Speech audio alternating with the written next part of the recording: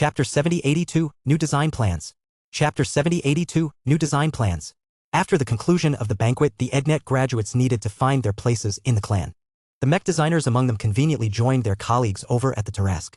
The design department became a lot more crowded due to their addition. The returnees still needed a lot of time to recover and catch up to all of the current events that they failed to appreciate while they were still isolated from reality. Not everything proceeded smoothly. The EdNet graduates gained a lot of theoretical knowledge, but their practical skills were inconsistent.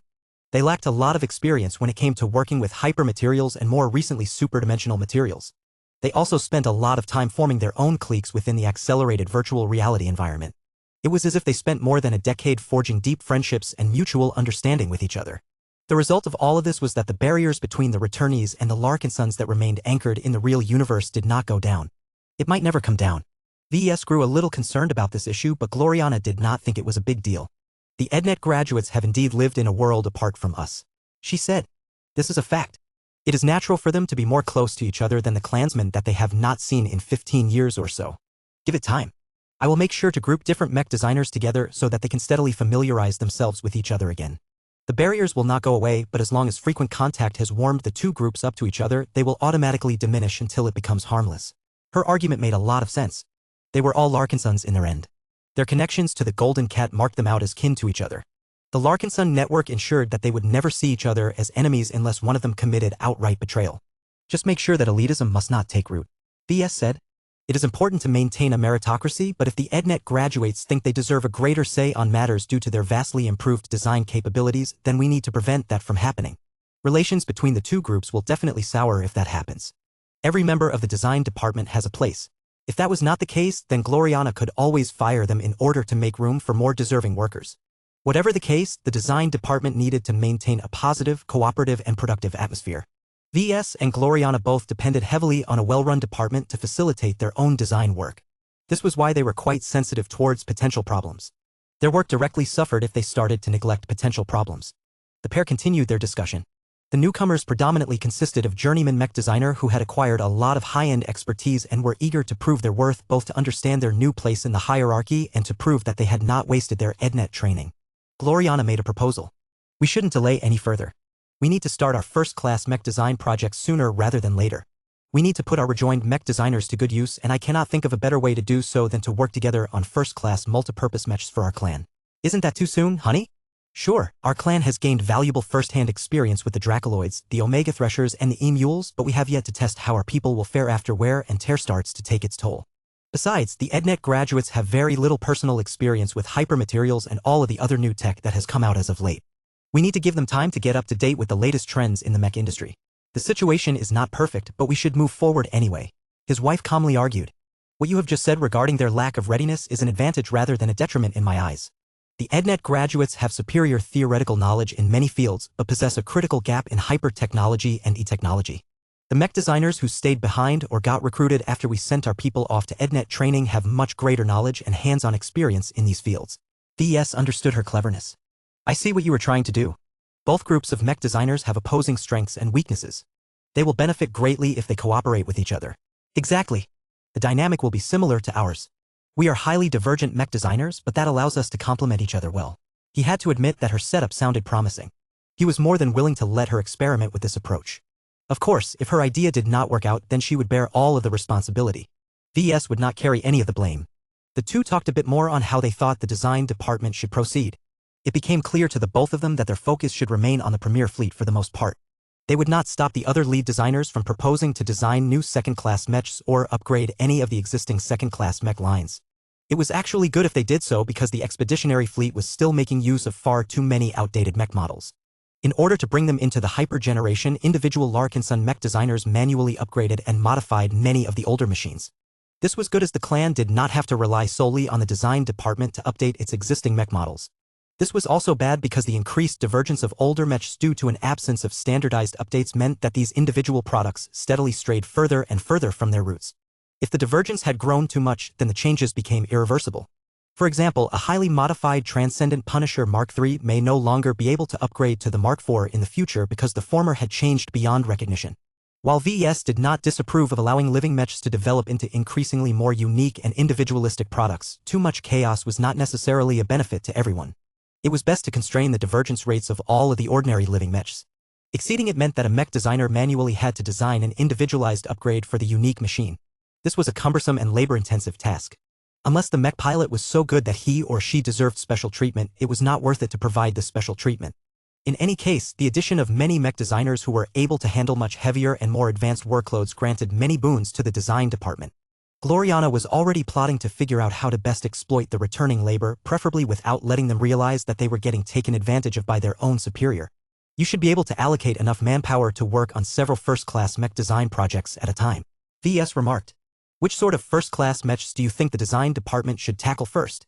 Do you want to dive straight into designing multi-purpose mechs, or do you think it is better to extend our existing mech lines to first-class territory? His wife frowned as she considered this difficult matter. The mech pilots of the Premier Fleet have all fallen in love with the Dracoloids and the Omega Threshers. They are genuinely good first-class multi-purpose mech models that are packed with interesting technologies. More than that, their configurations are excellent. Not everyone is able to appreciate them, but our soldiers believe that those models are underappreciated. Given this circumstance, it is logical for us to develop in-house solutions that seek to fulfill the same roles as those third-party models but better. You do not sound particularly convinced. VS commented. His wife sighed and moved closer to lean against V's body. The two shared their body warmth with each other, though VS did so far more than Gloriana due to the enormous disparity in the sizes of their true bodies. Oh well. It was the thought that counted. Gloriana's expression grew more conflicted as he tried to balance her private interest with public interests. I will not be participating in any of these standard mech design projects by myself, but if I was in the shoes of the mech designers, I would want to express my own skills instead of reproducing and adapting old and relatively feature-poor configurations. So what if we upgraded a Red Lance to a first-class Spearman Lancer mech? It will turn out as a very expensive suicide weapon if such a machine ends up in a situation where its melee combat and charging capabilities will only lead it into getting surrounded by thousands of Vorabugs. I am beginning to see why the first-raters like multipurpose mechs so much. What about the first-class multipurpose mechs then? VS asked. It is already pretty clear that we are trying to design our own living mech versions of the three aforementioned mainstays. His wife continued to lean against his side. We should not try to design first-class multipurpose mechs that end up as straightforward substitutes of the Dracoloid, the Omega Thresher, and the Emule. It is best if we sit down with mech pilots, mech designers, and other relevant personnel so that we can decide as a collective what sort of specializations and synergies we should pursue when designing our first-class multipurpose mechs. That may take more than a single session. VS warned. This is almost the same as starting from scratch. We shall see, VS. I will schedule this meeting later this week if possible. That should give the EdNet graduates enough time to recover and provide suggestions from a fresh perspective. I will not formally start the mech design projects until we have concluded Aurelia's birthday party and leave Jernstall behind. VS agreed with this choice. He needed to spend more time on preparing for their daughter's pivotal 10th birthday. He also needed to further the design of the Arboreal project, cooperate with the Meshers to define his ambition polymetal mech and finish the Riot Mark III project. At least that last part should be dealt with pretty soon. Despite the minor delays imposed by Dulovoikin, the Spearman mech specialist suggested genuine improvements and optimizations. He had kept Gloriana's words in mind and made sure not to impose any radical requests that required a complete overhaul. This meant that as long as Gloriana was willing to dial back on family time and sleep, it should not take longer for the two of them to upgrade the broken Riot Mark II into his much more superior Mark III configuration. The significance of this job was great, and VS did not want to compromise on quality and other factors. We won't be able to complete the Riot Mark III before our daughter's birthday, is that correct? VS asked even though he already knew the answer. His wife nodded. That is right. It is too unrealistic to expect us to complete the entire mech design and fabricate it in the days that we have left. There is only one circumstance that I can think of where this is possible, but both VS and his wife had privately discussed the merits of fabricating the Riot Mark III entirely within the workshop of creation. Doing so would enable them to make use of top-notch production facilities. It would also make it much more convenient for VS to convert the Riot Mark III into a DMech at a later stage. However, there were several disadvantages to this approach. It also forced VS and Gloriana to spend their precious ascension points. Let's just keep it simple, he said. If I feel the need to do anything special, I will take care of it myself once the mech frame is almost complete.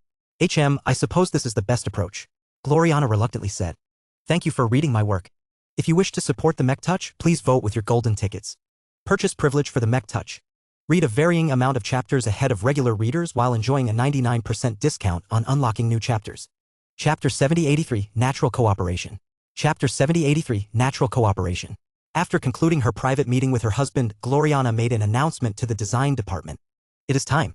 No more waiting. No more delays. The moment you have been waiting for has finally arrived. If you think about it, it is absurd for a clan that is founded by a mech designer and is known for publishing the most innovative mechs in both galaxies has not even fielded its own first-class mechs up to this date. The expanded crowd of mech designers assembled in the main design lab did not look too surprised. Many of them looked eager while others knew that this had nothing to do with them. The latest announcement was mainly targeted to those who possessed enough understanding of high technology or first-class mech design. As for the others? Well, the design department still had a lot of demand for new and updated second-class mech designs. This also meant that it was largely the EdNet graduates who had the greatest chance of participating in the inaugural round of first-class mech design projects. As far as ideas go, we have yet to lock in our development strategy for the mech roster of the Premier Fleet. Gloriana continued to explain. This is despite the fact that the Premier Fleet has made good use of several first-class multi-purpose mech designs originating from the Red Association. All of that only proves that our mech pilots can make use of the paradigms and systems of the meshers. We are different. The Larkinsons should rely on our own systems to win their fights. This is why we are not necessarily restricting your mech proposals to ideas that attempt to replicate the magic of the Dracoloid, Omega Thresher, or E-Mule models. That was good news to more than a few mech designers. One of the most cumbersome aspects of designing a first-class multi-purpose mech was that it required a broad foundation across multiple specializations. A first-class mech designer needed to be proficient in designing melee mechs, ranged mechs, as well as both at the same time. Furthermore, the mech designer also had to possess an excellent grasp and comprehension of miniaturized mech parts and understand how to cramp them all together without causing them to interfere with each other, which was much harder than people expected. Yes, we are not prohibiting you to submit mech proposals on first-class mechs that do not conform to the multipurpose archetype, Gloriana clarified to everyone. If you have a compelling mech proposal that is only effective at one job, as long as you manage to convince us that it is an excellent addition to the mech roster of the Premier Fleet, you will have your chance to persuade us to realize your idea. That was excellent news. Specialists such as Dulo Voikin might still have a chance to make his mark in the Premier Fleet so long as his first-class Spearman mech added enough value to its mech roster. That said, we are not ignoring the potential first-class multipurpose mechs either. We will be paying special attention to mech proposals that encompass this archetype. If you want to increase the probability that your vision will earn our approval, then I highly recommend you to team up with each other and collaborate at the conception stage. A good first-class multipurpose mech that can handle itself well in one scenario and decently in other scenarios are often better than a first-class specialized mech that is only useful in a single instance. She reminded everyone that first-class mech combat was different from second-class and third-class mech combat. Multipurpose mechs were nearly ubiquitous in most serious engagements because the tech existed to make them versatile without making too many painful compromises. The biggest disadvantage to them was the insane cost of miniaturizing powerful components, but the largest players were still able to afford the expenditures, at least until recently. The Larkinson clan's income may have dropped due to the deteriorating economic conditions, but so long as the Premier Fleet continued to win its battles with minimal losses, it should be able to make up for the scarcity of resources, the rising inflation, and the partial breakdown of the shipping industry. At this time, the cybernetic empire had yet to open up its borders or deploy its vast armada of war fleets and trade ships. The economy would definitely experience a massive boost once the cybers began to engage with the rest of human-occupied space in earnest. However, all of that depended on the progress of the secret negotiations that took place between the cybernetic empire and all of the other human powers. Gloriana wrapped up her announcements. You have several days to submit your mech proposals. We could give you more time, but it is best if we know what mech design projects we will be working on before we depart from Yurnstall. If your mech concept relies on special tech, rare materials, or other strange conditions, we can attempt to satisfy those demands while we still have easy access to the goods and services of the Central Star node. If you need more time than that to devise a good idea, then save it for next time. That is all. Now get to work. The mech designers instantly buzzed as they already began to think about what ideas they should propose. Multiple mech designers already started to gather into small groups of 2 or 3 in order to discuss collaborations on first-class multipurpose mech designs. After all, they knew that the Premier Fleet needed versatility more than specialization at this early stage. It had enough first-class mech pilots that were fully qualified to make use of the more complicated multipurpose mech models. The theoretical output of first-class mech designs of the design department was also limited. There was no way that the Larkinsons could pump out a dozen first-class mech designs in a year. Given these constraints, many mech designers came to the conclusion that specialized mech design proposals would essentially suffer a handicap going forward. Not everyone was pleased by this conclusion. Second-class mech designers who did not undergo EdNet training, such as Beatrice Hendricks and Victor McMillan, suffered a disadvantage because their studies had not advanced far enough to design first-class multipurpose mechs by themselves. This caused them to cast their glances towards the EdNet graduates. Even the least academically inclined among them had learned a lot of theoretical knowledge from the virtual mech design universities of the Red Association. At the same time, the Larkinsons who mastered the same fundamentals as RA first-class mech designers also felt troubled.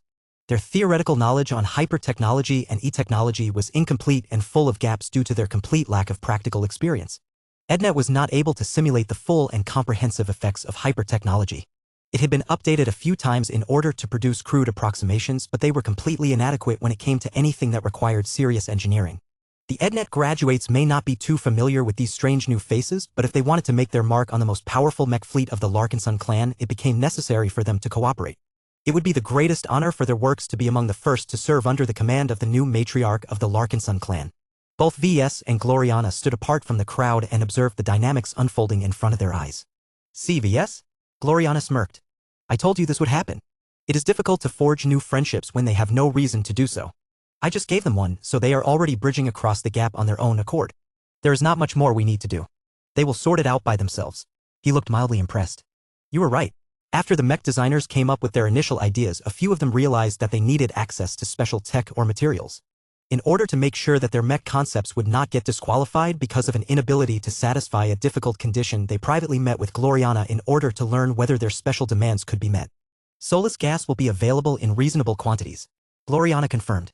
"Our clan has foreseen this kind of situation, so we made sure to extract as much as we could get away with before the native aliens drove us back from the planet where it is harvested. There is a good chance that we will be able to regain control of the reticulocorian system where soulless gas can be harvested." VS added to the side. "The arboreal project that I am working on with the Terrans is heavily dependent on soulless gas to produce the remarkable wood type that it depends upon. Without soulless gas, the first Woodzap mech will become much more detectable and easier to lock on. In order to make sure it performs to the best possible abilities, the Terrans will definitely find a way to push back the native aliens from the Torold middle zone just enough to regain control over the reticulocorian system." His biggest concern was that the native aliens found out about the strategic value of soulless gas and sought to deny its benefits to red humanity by bombing reticulocorian V into oblivion. VS and the Larkinsons still had not figured out the source of soulless gas after all of this time. They had their theories, but they were unable to verify them before they were forced to retreat from the star system. That was bad because their lack of understanding meant that there was almost zero chance they could artificially reproduce soulless gas at a different location. There was no other material that possessed similar properties to soulless gas in the Red Ocean as far as everyone was aware of. This made it vital for the Larkinsons and the Terrans to recapture the only star system where it was being produced in abundance to the point of distorting the planetary ecosystem. Soon enough, Harry Kaikkonen approached the director of the design department with another request. "I would like to know whether our clan is able to gain the right and technical know-how to make use of the cybernetic empire's persistent laser beam tech or irradiator gamma laser beam tech. If it is not possible to gain access to those powerful techs, then I would at least like to know if it is possible to gain a license of the RA's Omega laser weapon tech." That caused VS and Gloriana to exchange looks with each other. VS replied first. "You have made a difficult request, Harry. As far as I know, the cybers treat their energy weapon systems as their exclusive advantages. Once they sell out the tech to one party, everyone will be able to master its secrets in a matter of years. The cybers will probably hope to delay that as long as possible by preventing any outflows of these special energy weapon systems. I can ask around, but the chance of fulfilling your first request is close to zero. Omega laser weapon tech is much easier to secure," Gloriana stated. "It is also exclusive tech, but its confidentiality level is not as high, especially now that the cybers have developed much more impressive energy weapon tech. Given our good relations with the Red Association, the Meshers shouldn't demand too high of a price to give us access to Omega laser weapon tech. However, if you want to merge its design principles with that of Luminar technology, then you are largely on your own. The Meshers will not help us offer them significant concessions. You will have to justify the additional costs if you want to go through with adding Omega laser weapons into your mech proposal. Thank you for reading my work. If you wish to support the Mech Touch, please vote with your golden tickets. Purchase privilege for the Mech Touch. Read a varying amount of chapters ahead of regular readers while enjoying a 99% discount on unlocking new chapters. Chapter 7084, Applying Damage. Chapter 7084, Applying Damage. Requests like the one made by Harry Kaikkonen kept pouring in over the course of the day.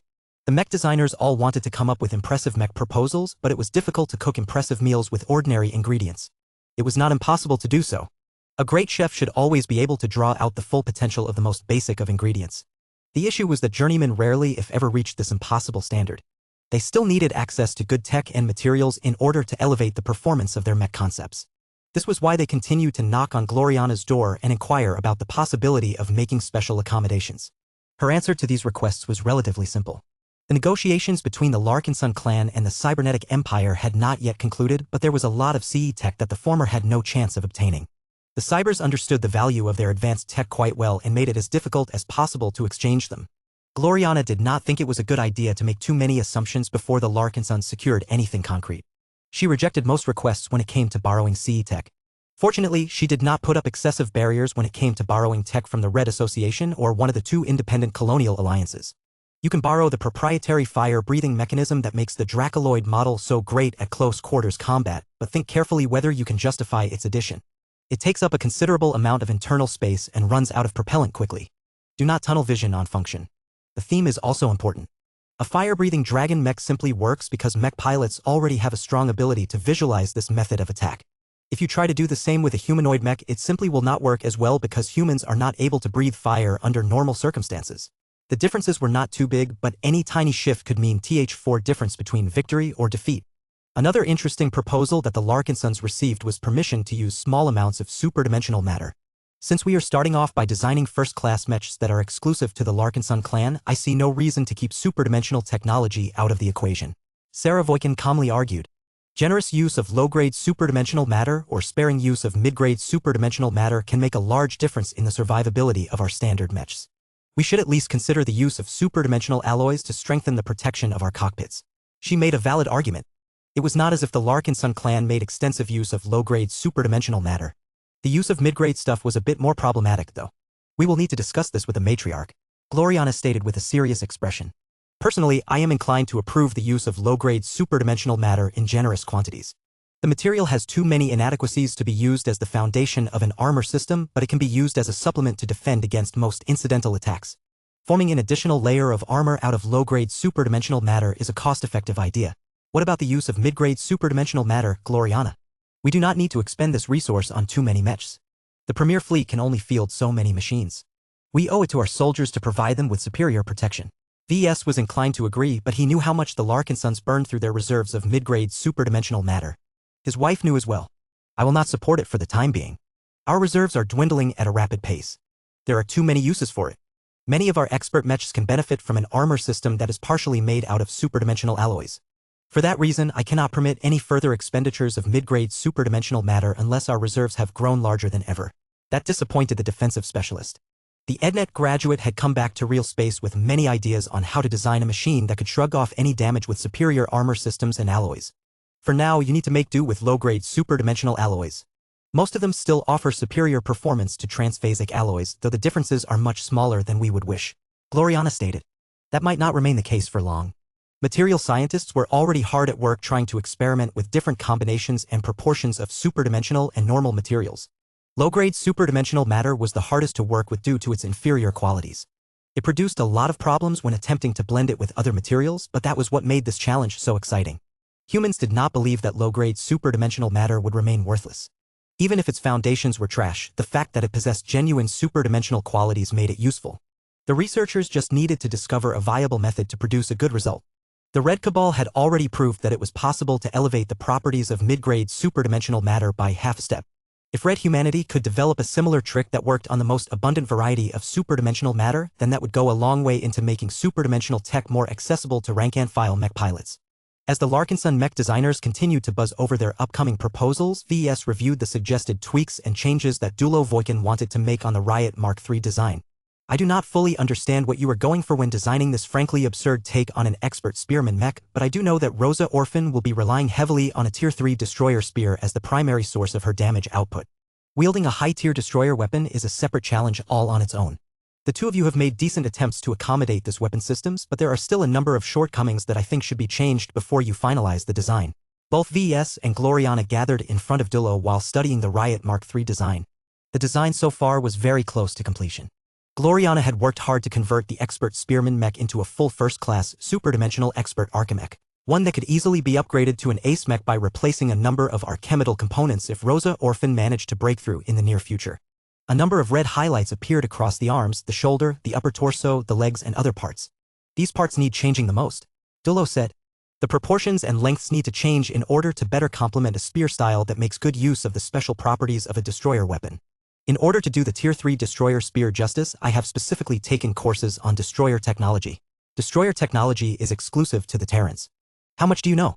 VES skeptically asked. The Meshers do not have a full understanding, but they know enough to be able to model how it works more or less. I think there are very few mech designers who understand destroyer technology more than anyone else in the design department. What you need to know is that physical force is important, but not as much as with solid alloy spear tips. A destroyer spear is a weapon that relies much more on the high concentration of destroyer particles to serve as the main source of damage. It is therefore vital to satisfy two conditions, prolonging the moment of contact and preventing the spear from backlashing against its own wielder. Gloriana studied the sections that Dulo wanted to change and saw the logic in most of the suggestions. I see. These changes will decrease the amount of physical force that the Riot Mark III can exert with his arms and upper torso, but they will also increase his ability to control his weapon. Dulo nodded.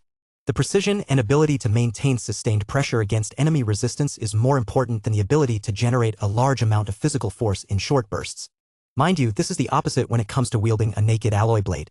When wielding such weapons, it is all the more important to be able to thrust the spear forward and punch through enemy defenses to the greatest possible extent.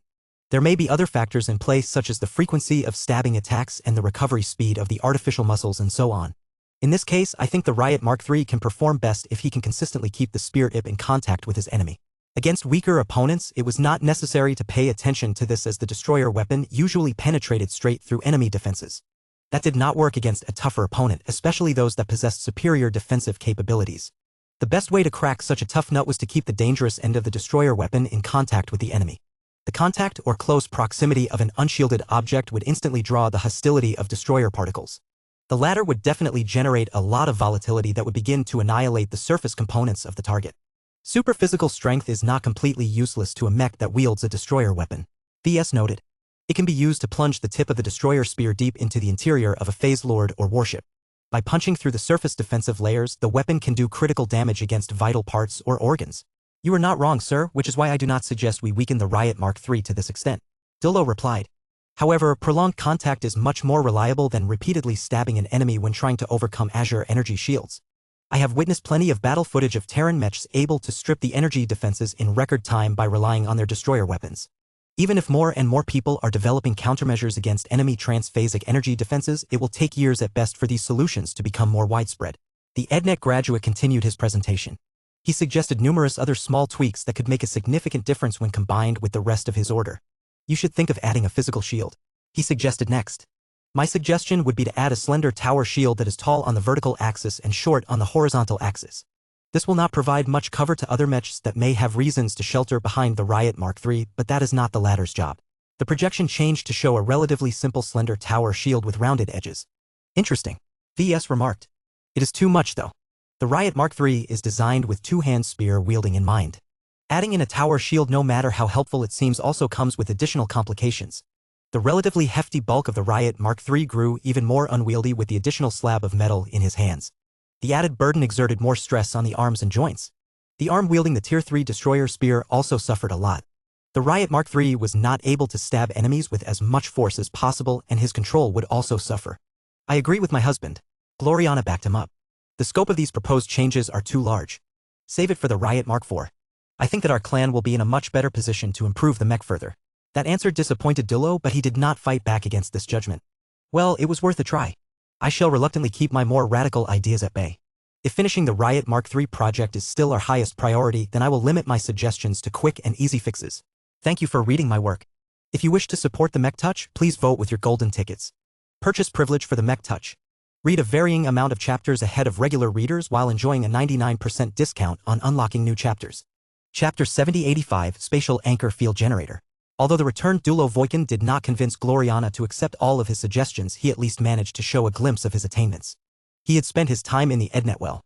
He not only learned much of the advanced principles of the high technologies that were common in first-class multipurpose mechs, but also focused much of his studies on strengthening spearman mechs to the greatest possible extent.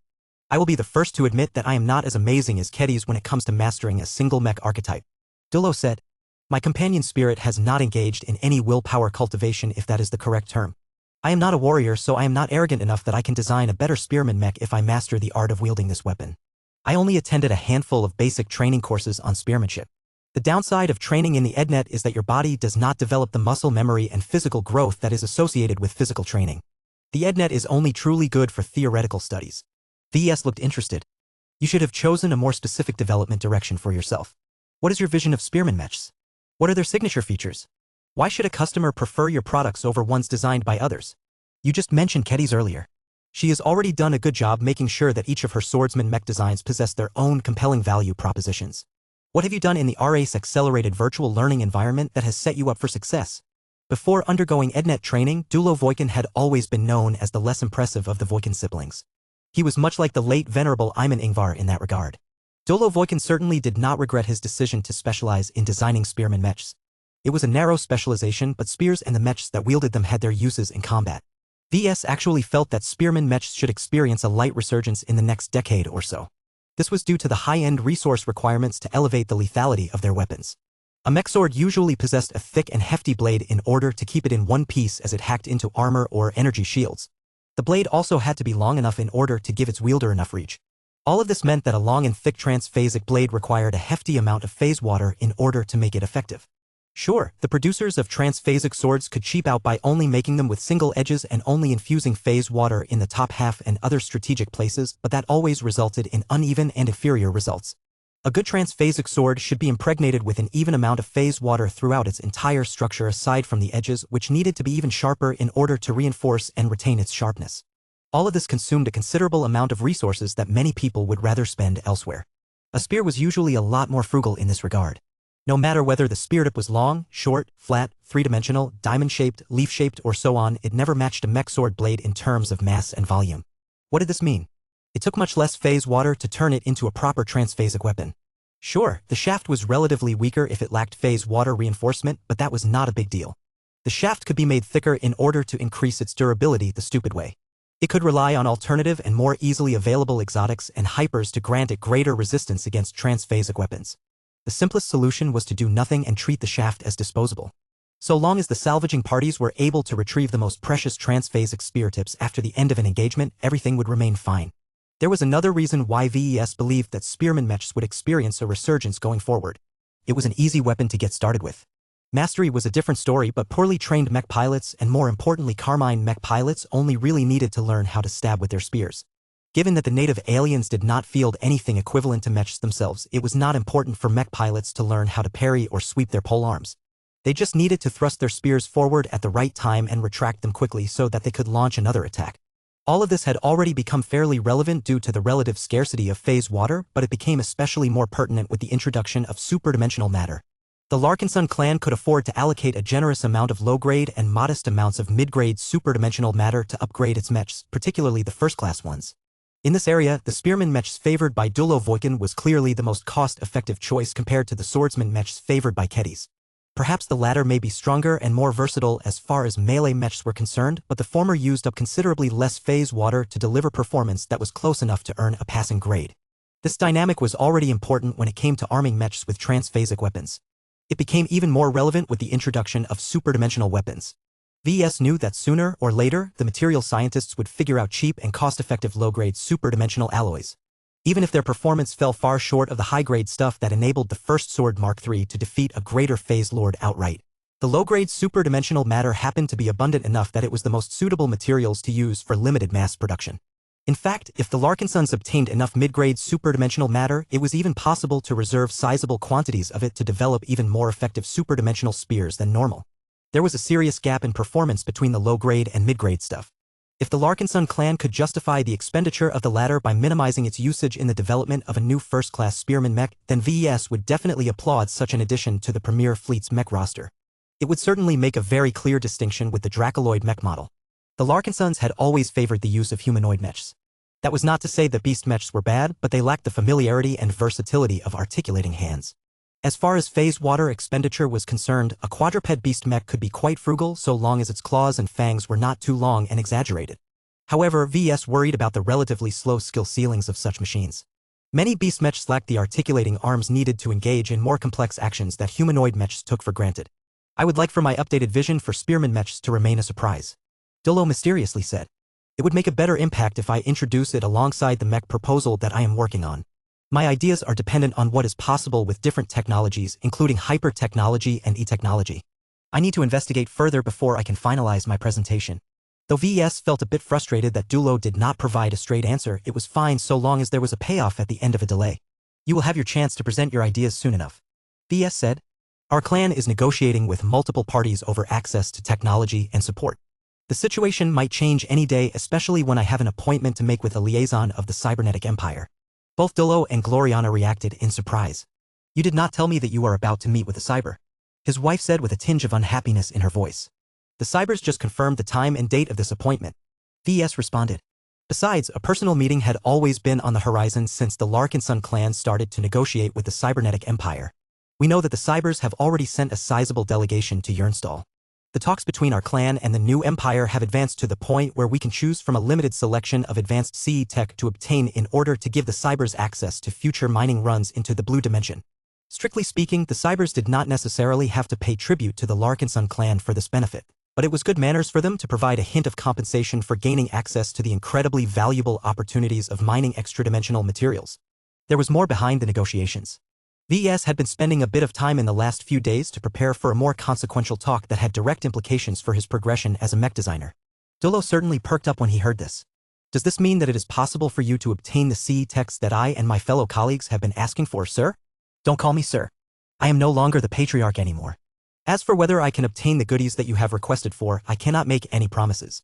The cybers are only giving us access to a fraction of its complete technological library. We also have to make heavy concessions if we want to obtain the more valuable tech. Finally, I am not the final decision maker on this matter. The new matriarch will have to approve the final list. I see. Is there any special tech on your wish list that you wish to bring to our attention? Dullo briefly paused as he went over all of the CE tech that he knew of. He knew most about the techs demonstrated by the 3 warfleets, but the cybers had revealed a number of other promising technological advancements after the initial battles. If you can, I would like you to see if you can gain access to the Space Supremacy Tower's spatial anchor field generator. If you cannot obtain the blueprints to produce them, then I would be happy to settle for purchasing fully produced modules from the cybers. I just want to have access to these devices. They are true game changers for mechs and particularly melee mechs in the Red War. Good choice. VS was impressed by Dullo's apt choice. Gloriana on the other hand had to retrieve the information from the galactic net. From the scant information that I am able to obtain, the spatial anchor field generator is basically a warp interdiction field generator that is shrunken down to be able to fit inside or onto the exterior of a mech frame. That is true, but that is not the complete story, honey. Their working principles are the same, but a spatial anchor field generator simply cannot interdict enemy phase fighters of warships. On an individual basis, its range is too short and its power is too low. That is why the polymath designed it to function en masse. Hundreds of mechs equipped with this module are supposed to spread out across a region of space. When their spatial anchor field generators are all active and perfectly in sync, they can combine their effects and essentially produce a distributed version of a warp interdiction field. In other words, the spatial anchor field generator tried to reproduce the effects of a warp interdictor field without relying on a sizable starship that contained this large and powerful device. They also posed as the next evolution of space suppressors. The fact that spatial anchor field generators were able to build upon each other to produce a compound effect completely set it apart from the much simpler space suppressors. Even if Dullo did not issue the specific request, VS was sure that other mech designers such as Kedis possessed a vested interest in the acquisition of this tech. Chapter 7086, The Disadvantages of Transactional Relationships. On the surface, the spatial anchor field generator sounded as if they functioned the same as the space suppressors that had become ubiquitous in every high-end mech. However, while their roots were identical, the cybers had iterated on the tech and fundamentally improved how multiple units work together with each other. Multiple space suppressor fields stacked in close proximity generally resulted in a linear increase in how well they were able to stabilize the surrounding fabric of space. 2 space suppressors were twice as effective as 1.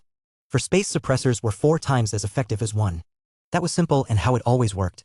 Yet the cybers somehow found a way to generate a similar but different type of field that synergized very well with each other. They reinforced the effects of an identical field, thereby resulting in an exponential relationship at least up to a limit.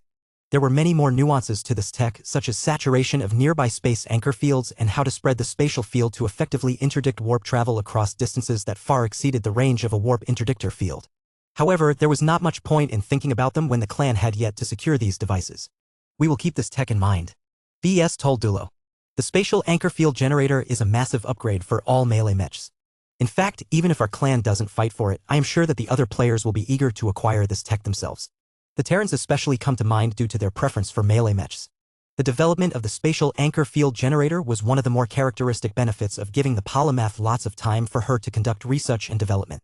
Its existence represented a pure technological breakthrough without relying on any fancy new resources such as hypermaterials or superdimensional matter. As far as VES understood it, the spatial anchor field generator simply utilized the properties of phase water in a smarter and more effective way. This was human technology at its finest. How many other major technological breakthroughs did the polymath attain during the time of isolation? 100? 1,000? A million? Nobody knew the answer, and that was scary. The uncertainty surrounding the cybernetic empire's technological lead caused everyone to default to the higher end of their estimated ranges. It was more prudent to overestimate the new empire's strength than to do the opposite. This was also part of the reason that allowed the cybernetic empire to throw its weight around and force everyone to play nicely with it. The cybernetic empress had what everyone wanted, and that was superior tech. Dolo Voikin left after he was done with making his request. VS and Gloriana still remained in thought as they thought about the imminent meeting with a representative of the cybernetic empire. Do you think the cybers are interested in engaging with us for more reasons than just access to superdimensional matter? Gloriana asked her husband. Most definitely. VS responded. The polymath and I have a history. There's also the living machine tower to contend with. The cybers over there should definitely be interested in cooperating with me. I think that will be one of the topics under discussion during my upcoming appointment. I am not sure how extensively the cybers want to cooperate with us though. It is impossible to predict the polymath's thinking and intentions. There was a basis for cooperation between the two parties. The Larkinson clan eagerly wanted to obtain advanced seed tech. The cybernetic empire wanted to secure the rights to harvest superdimensional matter and possibly gain assistance in the development of living mechs. However, VS could not ignore the mixed personal dynamics between himself and the polymath.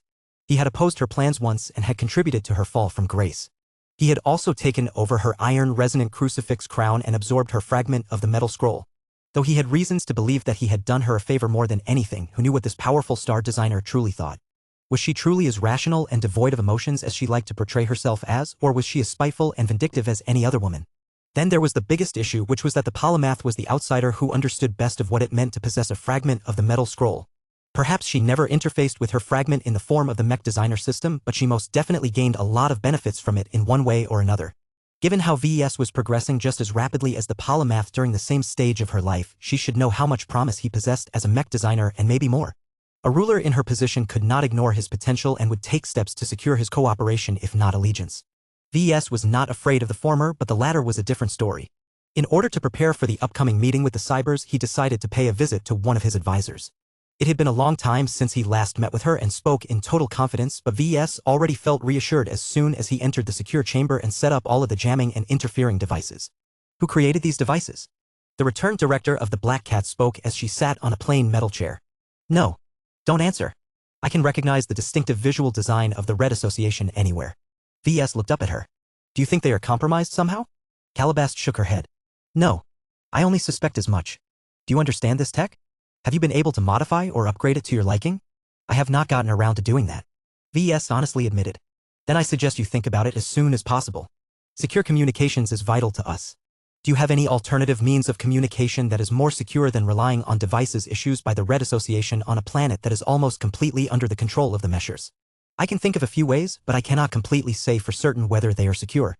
They could rely on the Larkinson network or a design network connecting Blinky to Calabast. However, just because spiritual manipulation was fairly uncommon among humans did not mean that nobody outside VES had mastered it. He could not forget that the RA was originally an offshoot of the Five Scrolls Compact. Many Meshers actually worked part-time or full-time at the Red Collective. VES recalled his recent meeting with the webmistress. Her claims, though outrageous, rang with truth, and that was not because the star designer manipulated him into thinking this way. No network was truly secure from her senses. The webmistress probably harbored more secrets than any other star designer, the polymath included. It would be foolish to rely on a spiritual network and assume their communications would be completely secure from the webmistress, especially when she was still present in the Yernstall central star node. VES eventually shrugged. The Meshers have given assurances that they did not tamper with the superclass jamming devices. That does not stop them from developing devices that can counter their own tech. You have a point. I have also deployed my own interference devices for added security, though their effects are not as good. This is the best I can do for the time being. I guess we'll just have to hold this discussion with the assumption that the Meshers can eavesdrop on us. We should avoid any overly sensitive subjects. That most certainly meant avoiding any discussion about the system and the fragments of the metal scroll among other subjects. Both of them settled down in V's temporary office. Despite the imperfect security arrangements, Calabast maintained an air of confidence and self-assurance that eased V's concerns. So how was the EdNet? He asked. Illuminating. She spoke with a smile. The EdNet is most famed for quickly raising highly knowledgeable and competent mech designers, scientists, engineers, and military officers, but it still has plenty of value to a woman of my profession. Has the EdNet truly taught you how the Meshers engage in spycraft? The older woman chuckled. Of course not. The Meshers never reveal their true secrets to outsiders such as us. We only gained access to less sophisticated theories, techniques, and technologies. That is more than enough for me to chew on. I can compensate for the rest through other means. That is also why I wanted to talk to you. The Black Cats have done decently in my absence, but their methods and technologies are too rudimentary, especially now that I have gained a glimpse on how first-raters spy on each other. I will not bore you with all of the details, but we need better tech, most notably stealth tech, but also sensor and scanning tech. You want your agents to be able to improve their ability to hide from others and keep them in observation, is that what you were saying? Calabas nodded. This does not even come close to dragging the Black Cats up to the standard of the biggest players, but it is a decent start. Our clan is in a precarious position, vs. Sure, you have made yourself valuable to everyone, and the Larkinsons have built up friendships with every human group of significance, but how many of them are truly willing to stand by us if we are threatened or disgraced? vs. grimaced. No one, I guess. My clan and I have built good relations based on mutually beneficial exchanges. I scratch their back, they scratch mine. Aside from the Golden Skull Alliance, none of our allies and business partners has the will to help at their expense. I guess this is the reality of relying so heavily on transactional relationships.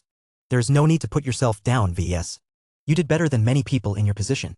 Transactional relationships are simple and straightforward. The truth is that all of the other groups rely on mutual benefits to maintain friendly relations with each other. The moment there is no more profit to be gained, they will not hesitate to stab each other in the back if an advantage can be gained. This is one of the underlying reasons why the Red split occurred. vs. nodded in understanding. I know. If this can happen to the Red too, it can happen to our clan as well. That is why you need to move beyond this method. Calabas said as she leaned forward. A truly enduring group such as the Terrans and the Rebarthans rely on more than benefits to bind people together. They rely on higher-minded concepts such as loyalty, faith, honor, and so on to persuade people to sacrifice their personal interests to advance their common cause. Our clan has actually been doing a decent job at this. Our clansmen will not hesitate to back each other up, and our partners in the Golden Skull Alliance can also be relied upon in a pinch. It is not enough though, vs. stated. The Spymaster nodded. Right? At this stage, it is fine for us to continue our current policy of trying to remain friendly and useful to every human power, but that only means we are surrounding ourselves with fair-weather friends. We need to forge closer relationships with parties that are powerful enough to protect us when everyone else has turned against us for whatever reason. There are risks involved with this strategy, but I would rather take this on than to face the possibility of being abandoned by the entire Red Ocean due to missteps. No matter how unlikely the scenario may be, vs. did not want to get caught off guard if it happened to come to pass. vs. could think of several reasons why this might happen in the future. From leaking the full breadth of the Mech Designer system to exposing his potential misdeeds in the Milky Way galaxy, he was aware that his place in society was not stable. This would especially be the case once he became a master Mech Designer. Once he realized his design philosophy, every other Mech Designer would be able to learn how to design living mechs with far greater ease due to the invisible help of the Red Kingdom. vs. needed to prepare for this situation ahead of time.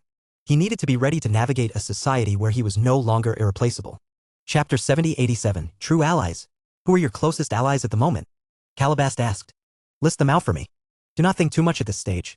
vs. tried his best to obey her instructions. Let's see. You already know about the Golden Skull Alliance. Although I haven't interacted with the other Alliance partners for a while, Keddies and the other Larkinsons over the Expeditionary Fleet are still fighting alongside them as we speak. Next, I have been cooperating with the Red Association for a fairly long time. I have also gained the friendship of the Red Fleet, though this relationship is a lot more shallow.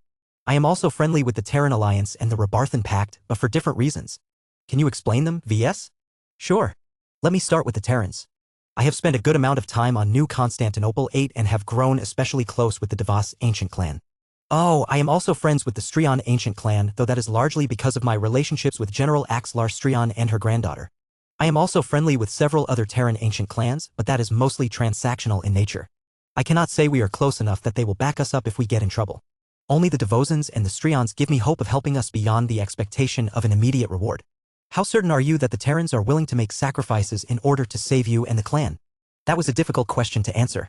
vs. did not truly know what the Terrans were thinking. He could only look back on the deals they made and how much they had helped each other fulfill their objectives. If the situation has truly grown desperate, then the Devozans will likely not be of too much assistance. vs. reluctantly admitted. We grew close to each other mainly due to proximity and the benefits that have resulted from that.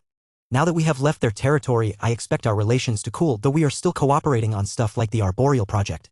As for the Strions, I have a special relationship with General Axlar Strion. Even if we haven't talked to each other in a long time, I am fairly confident that he will do us a favor even if it is to the detriment of his ancient clan. You sound more confident when you mention the Renewer of Terra, she said. vs. smiled. It helps that he is a peak ace pilot with ambitions to become more. High-ranking ace pilots are not always trustworthy or friendly, but so long as you win the trust and friendship of one, you can rely upon it unless you cross the other party's bottom line. Calabas looked thoughtful for a moment before nodding. All right. If you think that General Axlar Strion is a dependable partner, then we will take him into account when we draft our next plans. Do you think the rest of his ancient clan is as friendly to us, or is this mainly a personal thing? The latter, unfortunately. He admitted. The other Strions don't know why I am so close to their leader. That may lead to a problem down the line. General Axlar has reasons to help me when I am in need, but if he goes against the wishes of his entire ancient clan, then that will put him into a bind. He has a duty to lead and protect his fellow Strions. How can he do so if he disregards their wishes? Personally speaking, I do not want to subject him to this dilemma. He deserves better. I see. What is the Rebarthan side of the equation? For reasons that I cannot get into at the moment, I have built up a good relationship with the Destroyer of Worlds. I dare say that we are good friends with each other. Her title makes her sound scary and unstable, but she is actually delightful to be around. The only reason why I haven't been able to deepen our friendship and remain in more frequent contact with her is because she holds immense responsibilities. She is one of the most powerful protectors of the Rebarthan Pact and all of its people. Each mistake can consign millions or billions of people to eradication. It would be far too selfish of me to take advantage of our special relationships to take up her valuable time. You are quite noble in that, VS. I know many people would not hesitate to milk a friendship with a god pilot for all it is worth. He snorted. God pilots possess such excellent insights into other people that they will never remain friends with such personalities for long. These powerful beings greatly prize sincerity. They have become so powerful, but they must always remain true to themselves. Honesty is not just a virtue to them, but a necessity. Dealing with mortals who lie as easily as breathing must be frustrating for god pilots, as they need to wrangle around obvious false truths and delusions while also remaining true to their ideals. I think this is also the reason why they are so detached from mainstream society. Calabas looked rather interested in his insights and his irreverence towards god pilots. Most people did not even dare to speak about them for fear of dishonoring them or accidentally offending their entire group. VS on the other hand spoke casually about them as if he met them every weekend or whatever.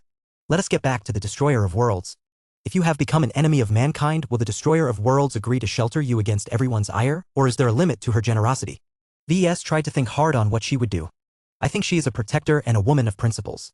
It will ultimately depend on who is at fault. If I am unjustly accused, she will protect me even if all of red humanity is calling out for my blood. If I am being persecuted because I got caught while committing a misdeed, then she may leave me to my own fate. Very well. Then we have to make sure you remain as upright as possible. Calabas said without going into too much detail. That was not a conversation that they could hold at the moment. The protection of a god pilot is vastly more preferable to that of a peak ace pilot. The Destroyer of Worlds enjoys an unparalleled status in the Rebarthan Pact. It is good that you have made plans to travel to the Rebarthan Pact.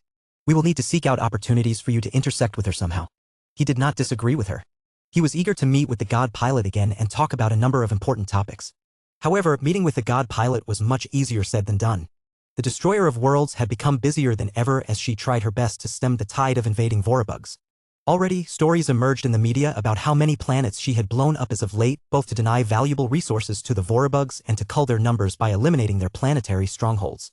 It was extremely wasteful and desperate for her to blow up so many planets, but this was one of the few short-term solutions the Rebarthans could rely upon to reduce the pressure of this new enemy. In any case, the Rebarthans would only need to worry about paying the price if they survived the current crises and experienced a resurgence in the future.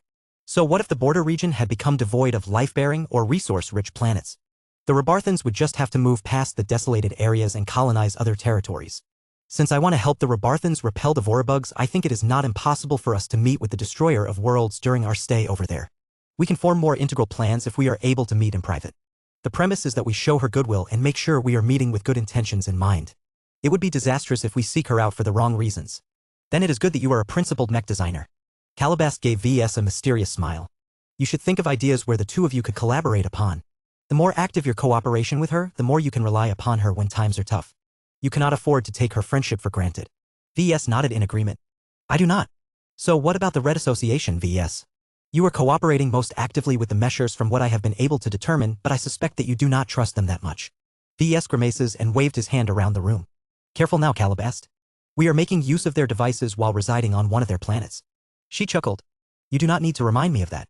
Do not worry, VS. The Meshers are listening to so many conversations that they cannot act upon all of them. It is impossible. They also understand that just because people are bad-mouthing them does not necessarily mean they are enemies. Strategically voicing our mistrust and discontent to the RA can serve as a signal that encourages them to address their problems. So who among the Red Association do you trust the most? I consider Jovi Armelon to be a genuine friend. VS said without hesitation. I have known Vector Loban for a shorter amount of time, but we are friends as well, even if we do not have that much of a shared history. The only problem with the two is that they are still low to mid-ranking mech designers in the vast hierarchy of the Red Association. They have no weight in the organization. We will need to appeal to the high-ranking leaders in order to receive the RA's genuine protection, but I am not particularly close to any of them at the moment. What about the Blue Jay Fleet? We both know the soldiers and officers of the Blue Jay Fleet are far more loyal to the Red Association than myself. They will not hesitate to withdraw if they received instructions from their headquarters. The Saint Commander had a plan to subvert their loyalties, but this plan became a lot harder to realize now that the new matriarch had opted to stay behind with the premier fleet in Terran space. Which god pilots and star designers do you have a relationship with? She asked. Leave the polymath out of the picture for now. Who among these exalted figures can you petition for protection if your situation has grown precarious? That was a difficult question to answer. I have met with both the xenotechnician and the webmistress. Both are difficult figures to talk to. I would very much prefer to keep my distance from them. The Fist of Defiance is a pretty awesome guy. He is completely transparent and unpretentious in his dealings with others. I cannot exactly say that we are close though. He probably feels gratitude to me for helping him further his own goals and ambitions. As for the Evolution Witch, Calabast slowly raised her eyebrows. Go on. VS shook his head. I think it is best if I do not go into detail of how I evaluate her and my relationship with her. The short story is that it is complicated.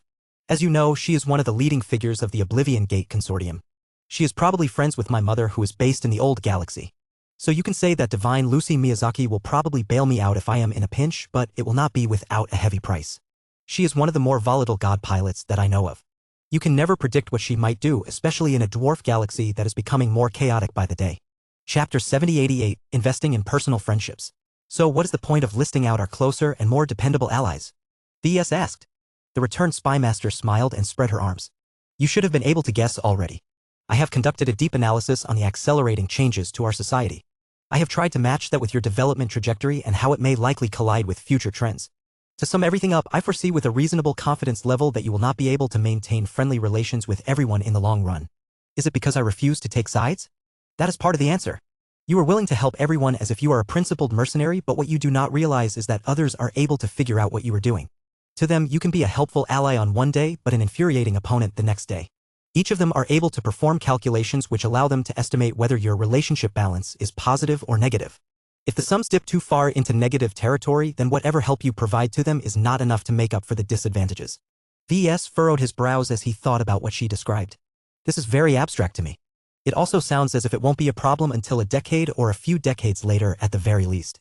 I am just a senior mech designer for now.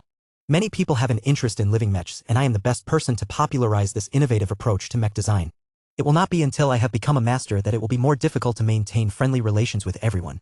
Since you can foresee such a future, then it is better to make preparations in advance. Calabast argued. You do not want to be caught flat-footed when you are inevitably betrayed yet again. A mech designer with your colorful history should know better. Do you really think that it will come to that, Calabast? I do. Red humanity is on its way to fracturing, and you do not want to be caught in the open when that happens. Think about it. Even if I am wrong in my assessment, can you truly gamble on an optimistic outcome? It is better to make preparations in advance. When push comes to shove, you need to be ready to flee to a strong and dependable ally. Look, it would be best if our clan can stand on its own 2 feet, but that is simply not possible for the foreseeable future. Ace pilots are not enough to shelter us all in this day and age. Only god pilots, or those close to them, can grant us near absolute security in the Age of Dawn. That would not always be the case, but VS could think about that in the future. There is a problem with your proposal, he said with a frown. Right now, I have done my best to maintain a balance between my relationships. That has worked out well so far, even if the others know that I am unlikely to commit to their organizations. If I start to act on your intentions to build up a closer relationship to one ally over another, the balance will be skewed. Go too far and it will break, not because of external geopolitical events, but due to my own actions. Isn't this counterproductive? At least you are being proactive about it, VS. If the universe changes according to your actions, then you are still in control. The surprise factor is no longer as threatening as before. Does that not sound preferable to the alternative? She made a decent point. VS instinctively felt that there was a problem with her argument, but he could not articulate why he had misgivings about her proposal. Okay, let's say I am willing to follow your advice. What should I do in concrete terms? Should I stop trying to make friends with everyone? Not exactly. Calabast shook her head. I am not telling you to completely. Favoring one ally is different from trying to make enemies for no reason. You should maintain your current relation strategy, but begin to show more bias towards 2 or 3 allies that you favor more than others. You cannot remain subtle about this. You must make a commitment in order to show that you are being serious. And this gets me what? It will cause your relationships with multiple parties to cool, but you will also forge much more dependable ties with those that you favor. This may not sound like a good deal to you, but it may very well save your life and that of your family when everyone else has turned against you for whatever reason. You have only two choices to make. First, you can completely isolate yourself and go into hiding. Second, you can take shelter with an ally that is willing to overlook your supposed transgressions just enough to defy public opinion. What would you rather like? The first or the second scenario? The second, of course. As a mech designer, I cannot afford to become completely rejected by society. I can only sell my products to the masses if I remain in good standing with the people I serve. Calabast gave him a cold smile. Then you should know what must be done. Let us go back to the names that you have listed. If my judgment is correct, your top three allies are the Destroyer of Worlds, the Renewer of Terra, and the Evolution Witch. We have a Rebarthan, a Terran, and a Mesher. That is correct. But that is too simplistic of a description, VS said while shaking his head. The Destroyer of Worlds was originally a second-rater. She has become an adopted Rebarthan, and takes her responsibility of guarding the Rebarthan Pact seriously, but she does not come across as a nationalist to me. From what I know, the Spacelock is the quintessential Rebarthan and a die-hard loyalist. I have the feeling that there is a certain degree of friction between the two god pilots due to their radically different backgrounds. Calabast grew a lot more excited than before. Her eyes glinted with intrigue as she processed his gossip. How certain are you about this information? I haven't actually met the Spacelock, VS admitted. I only have second-hand descriptions of him. He is not that mysterious of a god pilot, though. His public persona is well defined. As for the Destroyer of Worlds, she doesn't show up as much in public. But that doesn't matter when I have met her in person and talked to her on numerous occasions. I can absolutely imagine that the two cannot really get along. It is only their shared mission that is keeping their relations cordial. Interesting. Calabast began to grin. If this is the case, then it is imperative that you cultivate your relations with her, preferably on a personal basis. The Renewer of Terra should be put on a lower priority. Relations between the Terrans and the Rebarthans have warmed up considering that they are two peas in a pod. But that may change in the future. Whether General Axlarstrion is able to survive a breakthrough or not is also a point of concern. If he makes his attempt and fails, then you will instantly lose your most dependable ally among the Terrans. Isn't that a good reason to invest in my relationship with him? VS pushed back on her argument. In my current state, I cannot offer too much direct assistance to Divine Irene Mox at this stage. She is too strong while I am too weak. The power disparity is much lower with the Renewer of Terra. So long as I provide him with material aid, his gratitude will be much greater. Sure, there is a considerable risk that my investment will end up in vain, but what if the good general succeeds? His spymaster grew thoughtful as she considered his argument. You are correct to an extent. It does not hurt to try and see if you can help him in a material fashion, but I do not think it is the correct decision to put all of your eggs in the shaky Terran basket when you already have a much more solid Rebarthan one at your disposal. If you have to make a choice between the two, which one do you prefer? VS genuinely looked conflicted. He could not bring himself to favor one side over another. If the Terrans and the Rebarthans remembered their historical grievances against each other and turned hostile for this reason, then VS really did not want to pick a side. Calabast obviously noticed his discomfort and dismissively waved her hand. Never mind that for now. You are correct in stating that the Terrans and Rebarthans are in the same boat. It is detrimental for them to rehash old conflicts when they are being threatened by new enemies. VS relaxed after hearing that. The Red Ocean was supposed to be a new start for immigrants. It made little sense to import old conflicts from the Milky Way. It would be better if everyone left that behind in the galaxy they abandoned. What about the Evolution Witch? What do you think my stance towards her should be? He asked. The Evolution Witch is an ambitious god pilot. The spymaster analyzed. You are correct that she is younger, brasher, more radical and less predictable than the other god pilots of the Red Association. However, I see that as an advantage rather than a disadvantage. How so? Because she is not all that beholden to the constraints of her organization. You know her history. You know how much the establishment led by the chosen human has always opposed her and hindered her at every turn. Her actions after the Great Severing proves that she has a very different vision of what humans should become. So long as you can find common ground in her ambition and choose to help her in any way, she will not turn against you, especially considering that she already maintains a profitable relationship with your mother. VS blinked. He never saw it this way. Calabast rephrased the facts to portray the Evolution Witch as a much more dependable ally than he previously thought. In hindsight, he let his personal dislike of her nosiness and her habit of dictating orders to him taint his evaluation of her. As a woman who had lived on the edge for most of her life, evolution which did not care about superficial matters. This often caused her to give off a rude and maybe even antisocial impression. Was she truly as scary as VS imagined? Or was it all in his head? As long as he understood her entire logic, she no longer appeared as chaotic as before. I think I understand what you mean, VS said as he rubbed his hairless chin in thought. There is actually a lot of potential for further cooperation. It also helps that the evolution which has always been rather estranged from mainstream measures. This means that if the Red Association has forsaken me, the evolution which will not automatically follow its lead. She is her own person. VS also suspected that the evolution which may harbor intentions to go independent one day. This was not as outlandish as it sounded. The Cybernetic Empress had already taken this step in advance, and the head of the Hunting Association was only a few steps away from making the critical break. So long as the Red Association became a hindrance to her one day, she probably would not hesitate to break away. If VS had to make a choice between which side he should favor, he would be much more inclined to support the evolution which than the remainder of the Red Association. Compared to the more impersonal and transactional relationship he maintained with the RA, VS had much more faith in maintaining a stronger and resilient friendship with Divine Lucy Miyazaki. There was one more powerful individual that the two Larkin sons had yet to mention.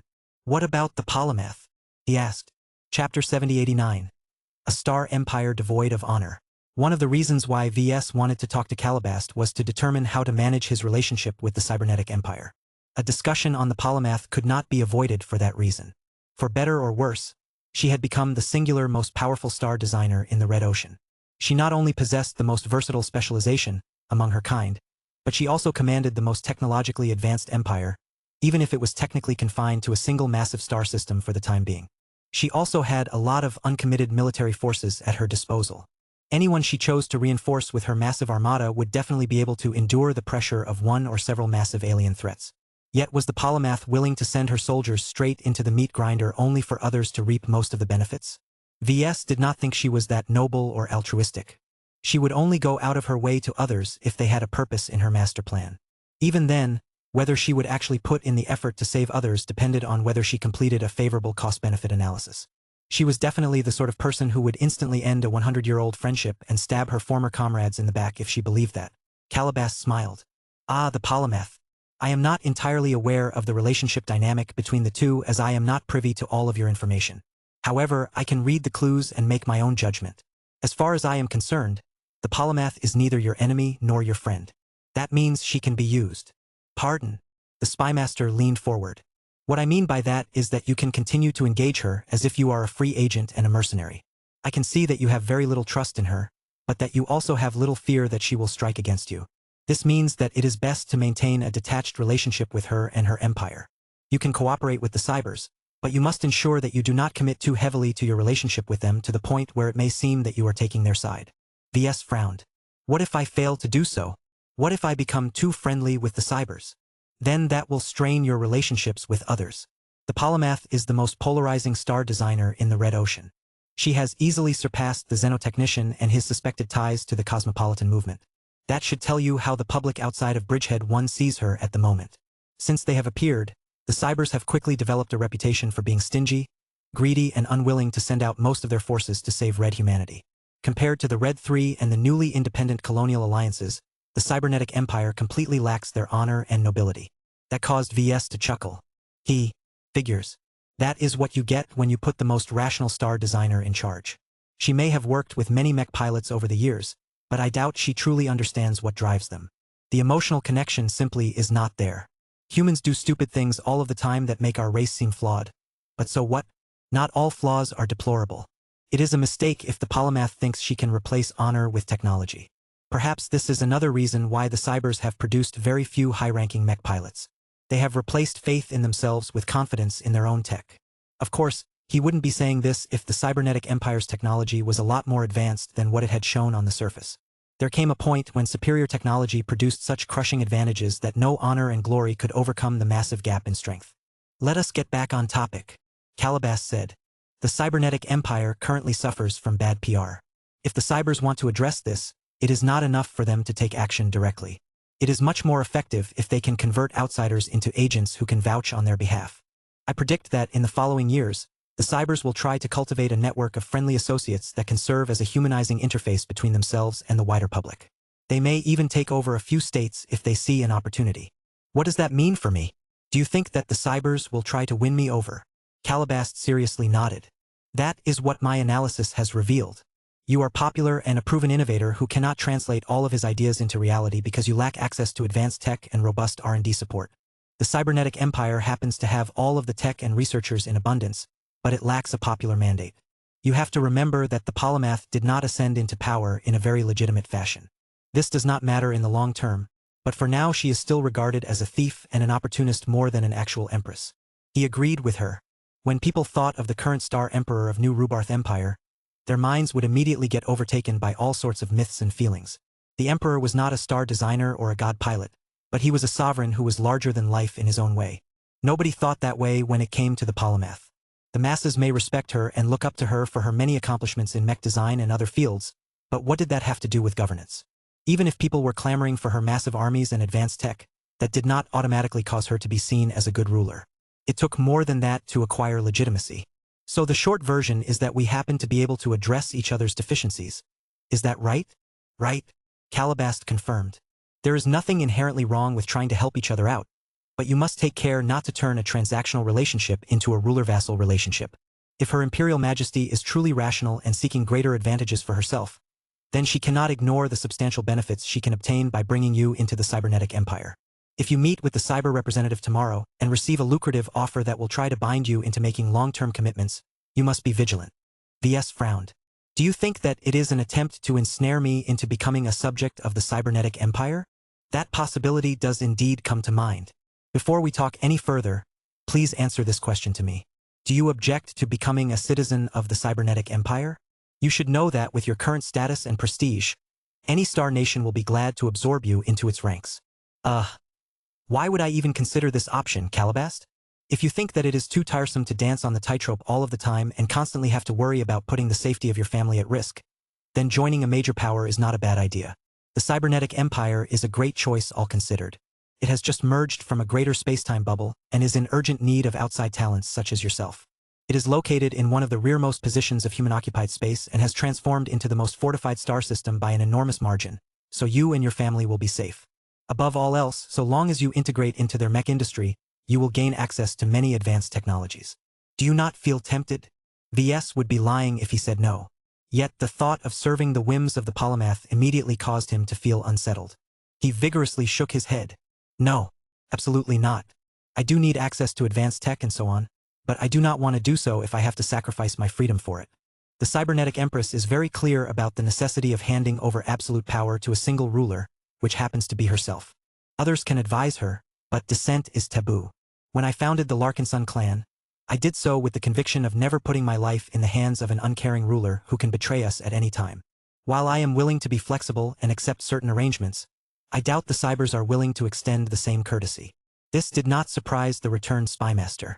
Then the answer is clear. Since you are unwilling to trust Her Imperial Majesty and the cybernetic empire, then you should maintain a healthy distance from them as best as possible. Do not agree to any invitations to visit or settle in Bridgehead 1. If they propose an exchange that binds you to them over several years or decades, try to find a way to reduce your obligations. You must signal your unwillingness to bind yourself to their upstart star empire. VS looked pensive. He could understand what she was getting at, but what were the consequences of trying to remain aloof towards the cybernetic empire? Won't I offend the cybers if I do this too much? Calabast shook her head. No. Negotiations can get ugly at times. The cybers have no reason to turn against you, and you can leave most of the talks to the Larkinson clan. At most, you can list out your demands and what you are willing to do for the cybers and send it to our negotiating team.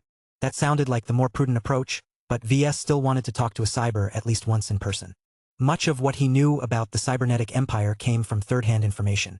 That was not a solid basis to formulate a policy that determined his future. Do you think that it is a mistake for the Larkinsons to engage with the cybers in the first place? He asked. Calabast did not answer right away. It is not my place to tell the clan what to do. That is what the matriarch and the other governing institutions are for. In my professional opinion, the cybernetic empire is too new, too volatile, and too ambitious. It is a disruptive force that is only tolerated because Bridgehead 1 is unassailable and because the polymath can still help red humanity resist the alien tide. You can potentially obtain massive advantages if you are willing to assist the cybers in expanding their influence across the Red Ocean, but your obvious distrust towards them precludes this course of action. VS firmly nodded. I think they can be described as a necessary evil. The cybers are not as threatening as the unambiguously hostile aliens that are pressing past our border regions. But their vision for red humanity is one that has completely surrendered to the polymath's rule. That is a vision that I cannot accept. He would rather see red humanity fracture and split up into many diverging groups than to accept unity under the cybernetic empress. Whether he was able to prevent that from happening remained to be seen. After talking a bit more with Calabast, he came away with a much more solid idea on how to approach his upcoming talks with the cybers. Of course, VS also thought about Calabast's underlying intentions. Ever since she and the other EdNet graduates came back, VS could not help but grow suspicious about whether the RA had compromised them in any way. From tampering with their cranial implants to subliminally hypnotizing them during their sleep cycles, VS could think of 100 different ways the Meshers could subtly subvert them into advancing the interests of the RA over the Larkinson clan. So long as the manipulation was subtle enough, neither VS nor the Golden Cat would be able to pick up any ill intentions from their words and deeds. Was the Calabast trying to cautious VS to maintain a healthy distance from the cybernetic empire because she thought it was best, or because it was the outcome that the Red Association favored the most? Chapter 7090, Meeting the Cybers. VS shook his head. He felt he was being a bit too paranoid for his own good. The Red Association would not try to take the stupid risk of earning his ire and forever proving that it could never be trusted by trying to tamper with his people. Though it had not happened as of yet, so long as the returnees entered the Saint Kingdom of a Larkinson ace pilot, it would immediately become clear whether they were compromised in any fashion. There was very little that could circumvent the sharp intuition of a battle-hardened saint. Even without this check, the other Larkinsons were not stupid. The clan had its own security protocols and should be able to pick up anything suspicious with a good degree of effectiveness. The Larkinson network might not be as infallible as VS thought, but it was anything but a useful component of the Larkinson clan. Perhaps VS should take his time to complete his examination of the information provided by the webmistress and acquire other pieces of relevant knowledge to upgrade the Larkinson network. It may never reach the level of performance that VS desired, but so long as it worked well enough to prevent mundane infiltration and subversion, that was enough in his book. In any case, after VS concluded his strategy session with his spymaster, he sought out Lucky and changed to a more formal version of his uniform. Meow. I know you haven't been of much use in the last few meetings I brought you, but this time it will be different, VS said as a bot carefully fixed up his hair. Meow meow? Lucky tilted his head. We are about to meet with the cybers. Have you looked at them? Their bodies are heavily augmented. There are way more alloys and circuitry inside their bodies than normal human flesh. I am not asking much from you. I just want you to do your usual thing, but also monitor the bodies of every cyber that you can perceive. If you have detected anything interesting, you can try to notify me in a subtle manner if you think it is important, or just hold your thoughts until we have concluded the meeting. I am relying on your observations to inform me if you have detected anything suspicious or alarming. Got it, buddy. The black archemetal cat looked concerned. Meow. Meow. I am not expecting trouble since the cybers are merely guests. The Meshers are keeping a close watch on them. They may have enjoyed a shared history once, but that is over. After VS fixed up his appearance, he and his Gemcat moved to an underground hangar bay and boarded an armored shuttle. The vehicle lifted off and flew to another hemisphere under escort. The flight was rapid and short despite traversing a considerable distance. When VS stepped out of the shuttle, he and his guards entered a luxury resort that was located in one of the quieter park areas. Real estate was expensive on Yernstal 4. Many Meshers resided on this planet, and plenty of them had the money to build an opulent palace for themselves. The luxury resort must cost a fortune, but it was worth it as it not only provided tranquility to its guests, but easier security due to its fairly remote location. This was where the cyber delegation resided for the time being. VS heard that the envoys from Bridgehead 1 had yet to receive permission to travel elsewhere in the Central Star node. This was why he had to take the trouble to travel to this resort instead of receiving a visit at his temporary compound. Meow. I know. The security measures here are insane. VS could only observe so much due to the thick foliage of the surrounding woodlands and the structures blocking his view, but he could already spot hundreds of security personnel and dozens of mechs in the open. Of particular interest to VS were the soldiers hailing from the cybernetic empire. VS did not know which mech regiment or war fleet the cyber mechs belonged to, but each of them possessed the same distinctive traits and design that showed a divergence in mech philosophy and development. The largest mechs possessed a clear defensive focus and all seemed to have remote shielding capabilities. The smaller mechs possessed a combination of ranged armaments, ECM and ECCM modules, making them suitable for scouting, detection, and concentrated firepower. There were a number of other visible mech models. Their approximate functions ranged from energy supply, missile support, communications, and battlefield repair. The cyber mechs were definitely geared up for both protection and warfare on a limited scale. VS found it regretful that he was not able to observe too many details of advanced CE tech. There was only so much he could observe from a bystander's perspective. One distinctive mark that each of them possessed was the symbol of a moon and an eye. That was probably their unit emblem. VS soon passed through the main entrance of one of the larger resort structures. There, he went through a thorough security check. Lucky did not trip any egregious alarms, courtesy of the effects of soulless gas alloy that he had devoured. Of course, no one was under the illusion that he was as harmless as an ordinary mechanical cat. Instead of ordering VS to leave his cat behind, the guards instead attached a glowing neon ring around the abdomen. Meow! Lucky looked anything but comfortable after his archemetal body got wrapped by this strange electronic cuff. The device transmitted constant locating signals that prevented him from sneaking away undetected. It also produced a strange energy field that hindered a number of his functions. We shall remove his restraint upon departure, one of the guards said. VS wordlessly nodded in acknowledgement. He did not object to their reasonable security measures. It was actually a surprise that he got away with bringing Lucky with him whenever he met with important figures. This showed that the cybers were different from the other groups that he had met. The polymath subject did not let their feelings and subjective opinions dictate their actions. As VS observed the guards, both the lighter and more heavily armored ones, he could tell that they were much more mechanized than the civilians of their star nation. Even the ones who looked like they wore smart suits were actually armed to the teeth. Their defenses were not light either. Their body structure largely consisted of expensive alloys, and they most definitely carried their own integrated personal energy shield generators. They could subdue any ordinary guest. But VS and Lucky were different. VS should be able to crush them by relying on brute force, while Lucky could adopt a hit-and-run approach while piercing through one helmeta after another. Meow. Yeah, I have the same feeling. VS knew that the cybers had only revealed a fraction of their combat assets on the site. There had to be a lot more soldiers and mechs hiding inside an underground complex. There also had to be at least a dozen soldiers hiding in stealth nearby. VS did not mind. He strode into the next chamber with confidence. Lucky floated right behind while twitching his tail in a nervous manner. He entered a large but empty exhibition hall. The pale white walls, floor and ceiling did not look particularly warm and inviting, but it granted a clean aesthetic that focused his attention to the few visual elements of note in the room. A single projection was active at the center. It showed tantalizing glimpses of the various impressive sights of Bridgehead 1. From the powerful Dyson swarms and spheres that captured the vast amounts of energies generated by Bridgehead 1's 12 stars to the technologically sophisticated translocation gate, VS gained a sense of scale and grandeur despite not having come close to the contemporary version of the original central star node. A single figure wearing a white and blue smart suit stood next to the projection. VS immediately recognized the white hair and glowing blue cybernetic eyes of Hugo Fournier, batch human and journeyman mech designer of the Living Machine Tower. He already guessed that he might meet with the mech designer in person during his visit to Jernstall.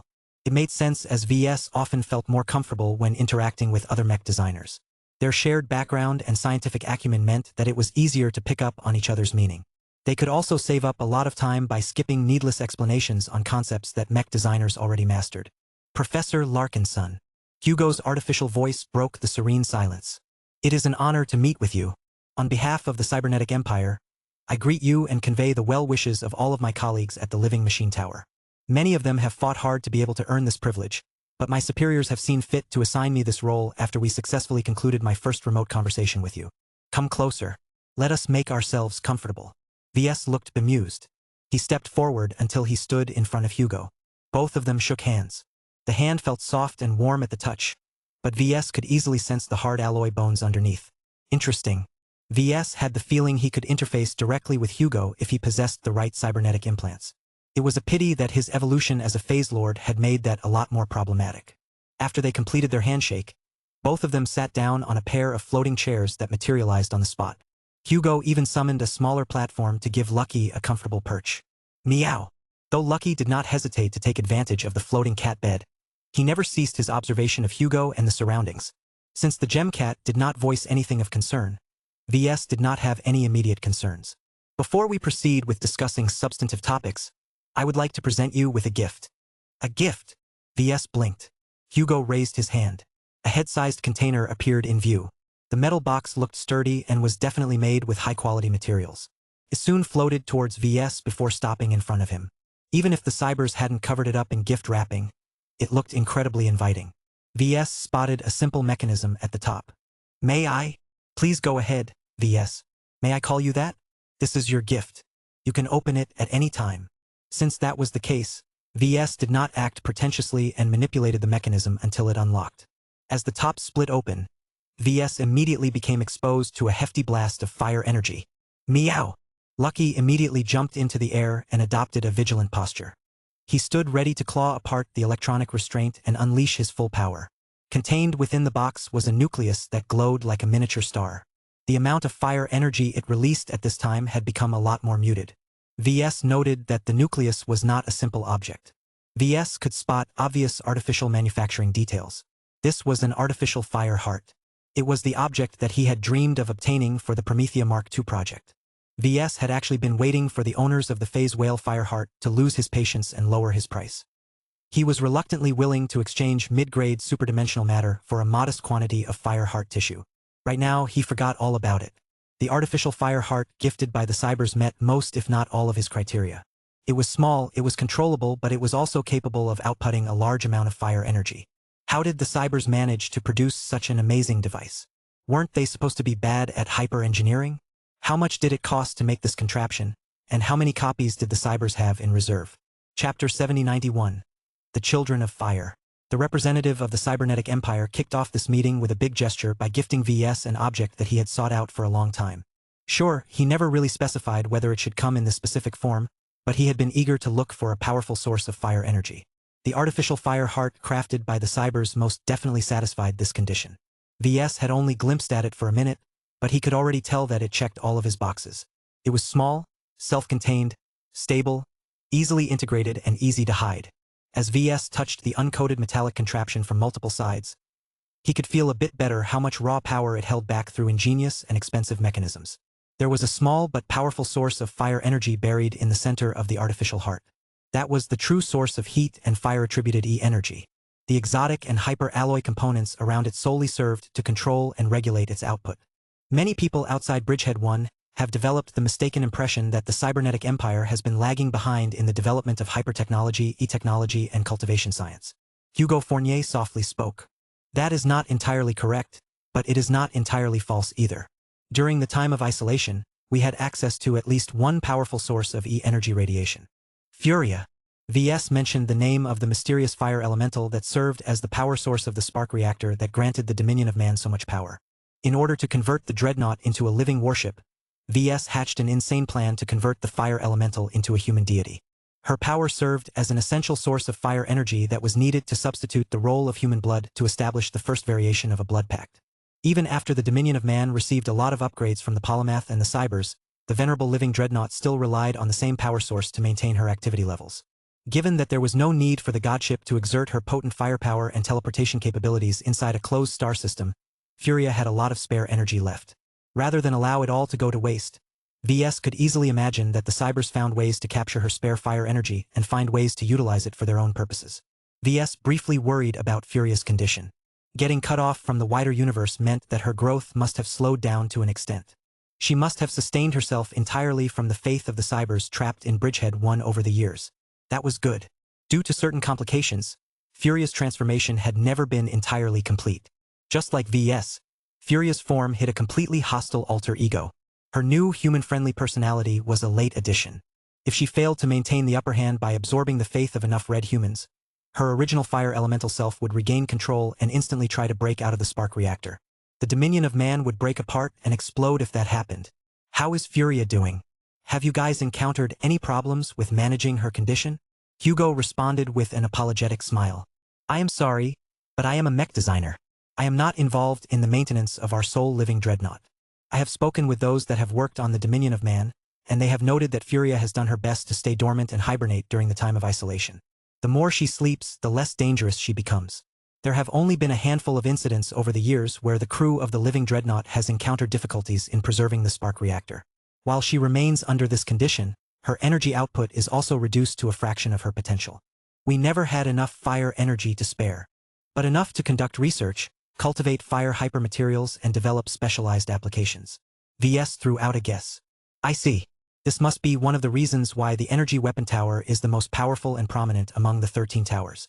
This is because Bridgehead 1's limited access to fire energy is most easily adapted to power sources and energy weapons. The Gamma Scorchers held back a lot more than everyone thought. They never showcased any notable hyper-technology during their public debut on the battlefield. Hyper-technology could make a substantial difference in warfare. Sure, the use of hyper-materials and hyper-tech alone did not directly produce insane performance boosts, but they could enhance other tech and strengthen them by one of two mech generations. What was even more important was that hyper-technology and e-technology created a whole range of new possibilities. V's living mechs was only one application among many. There were many other wondrous uses for fire energy. VS would not be surprised if the cybernetic empire secretly founded a cabal of chi cultivators that excelled at wielding the fire element. Wait, he suddenly said. Why reveal this secret to me? Don't you cybers want to maintain this secret longer? We never expected to be able to preserve this secret for long. Hugo admitted. We do not mind letting this information spread to the public. We initially held it back because we do not want to overwhelm and frighten the masses outside of Bridgehead 1. Now that they are starting to accept our presence in human space, we gradually intend to expose different aspects of our society. By releasing information through word of mouth and other low-key channels, Red humanity will gradually gain a better understanding of our strength without generating too much controversy or concern. This was a sound strategy. The cybernetic empire had evolved in a weird direction and built up a lot of mechs and warships. People may easily fall victim to scaremongering if the cybers presented far too strong of an image. Of course, plenty of people at the top knew better than to believe in the sanitized image that the cybernetic empire presented on the surface. VS may have failed to anticipate that the cybers had been working with fire-attributed energy for over half a century, but he vaguely guessed that they had held back a lot of goodies. Even now, he still did not think that the cybers had exposed more than the tip of the iceberg. For example, Hugo did not mention anything about the First Flame, who had long been known as the oldest and the most powerful god pilot in the Red Ocean until recently. Although most people believed the Fist of Defiance could beat the First Flame into pulp after the former's god mech received a full superdimensional makeover, VS did not dare to discount the latter so easily. The First Flame may not be a powerful fire elemental that constantly produced a lot of fire energy merely by existing, but the god pilot's willpower was completely attuned to the fire element.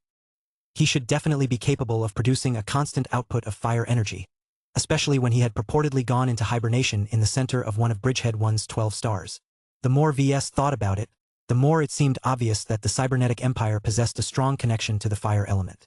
Its name, its sophisticated metal war machines, and the polymath's background as a mech designer gave out the mistaken impression that they were the manifestations of an empire of steel.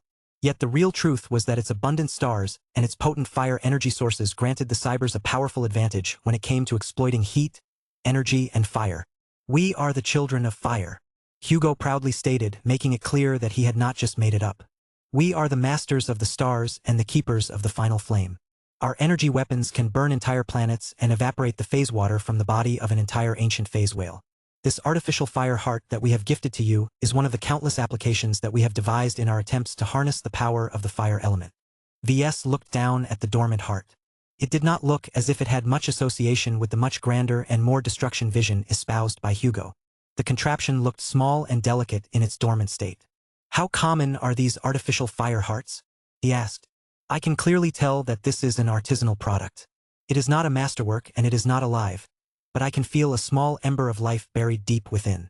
The cyber journeyman looked mildly impressed. That is perceptive of you, VS. The heart is actually modeled after the spark reactor, which you may have already surmised. Instead of trying to contain and harness the energies produced by a complete being of fire such as Furia, this heart instead attempts to do so with a small seed that she has freely given to us. These fire seeds are special and Furia is unwilling to produce too many of them given her condition at the time. It is therefore not necessary to produce a device as large and all-encompassing as the entire spark reactor. It still took decades for us to be able to miniaturize the heart to this extent. How impressive. This head-sized device should have been at least half as large as the power reactor of a mech, but instead took on this much diminished form due to cyber science and ingenuity. VS would have loved to disassemble it and study its internal structure in detail, but he feared that the spiritual fragment of Furia might go out of control once it was freed from its restraints.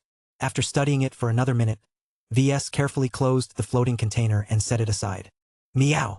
Lucky curiously flew closer and began to sniff the container from various angles. The gem cat had taken an interest in the artificial fire heart. It remained a mystery what exactly attracted his attention. VS had already moved on. He could drool over the artificial fire heart later. Right now, he needed to put on his political thinking hat. Thank you for this gift. I accept it in the spirit with which it was offered. It is the least that we owe you for introducing the concept of living mechs to the mech community and for doing what we previously thought impossible by bestowing life to the dominion of man. If not for you, we would never have been able to harness the power of the fire energy to our current extent. VS smiled, but inwardly he thought how much the cybers intended to rip him off by withholding the compensation that he deserved. There was no way the cybernetic empire would pay him back in full. The sum was too astronomical to behold. The cybers would probably treat this case like they did when they appropriated everything else in Bridgehead 1. They brazenly stole the property of others and relied on their immense power and mystique to deter the victims from demanding full repayment. The best that creditors like VS could hope for was to obtain a few cents on the MTA credit. It all depended on the generosity of the cybernetic empress and her subject. Now that the gift-giving ceremony had passed, the representative of the cybernetic empire soon turned to actual business. Thank you for coming here so that we can speak in person. VS.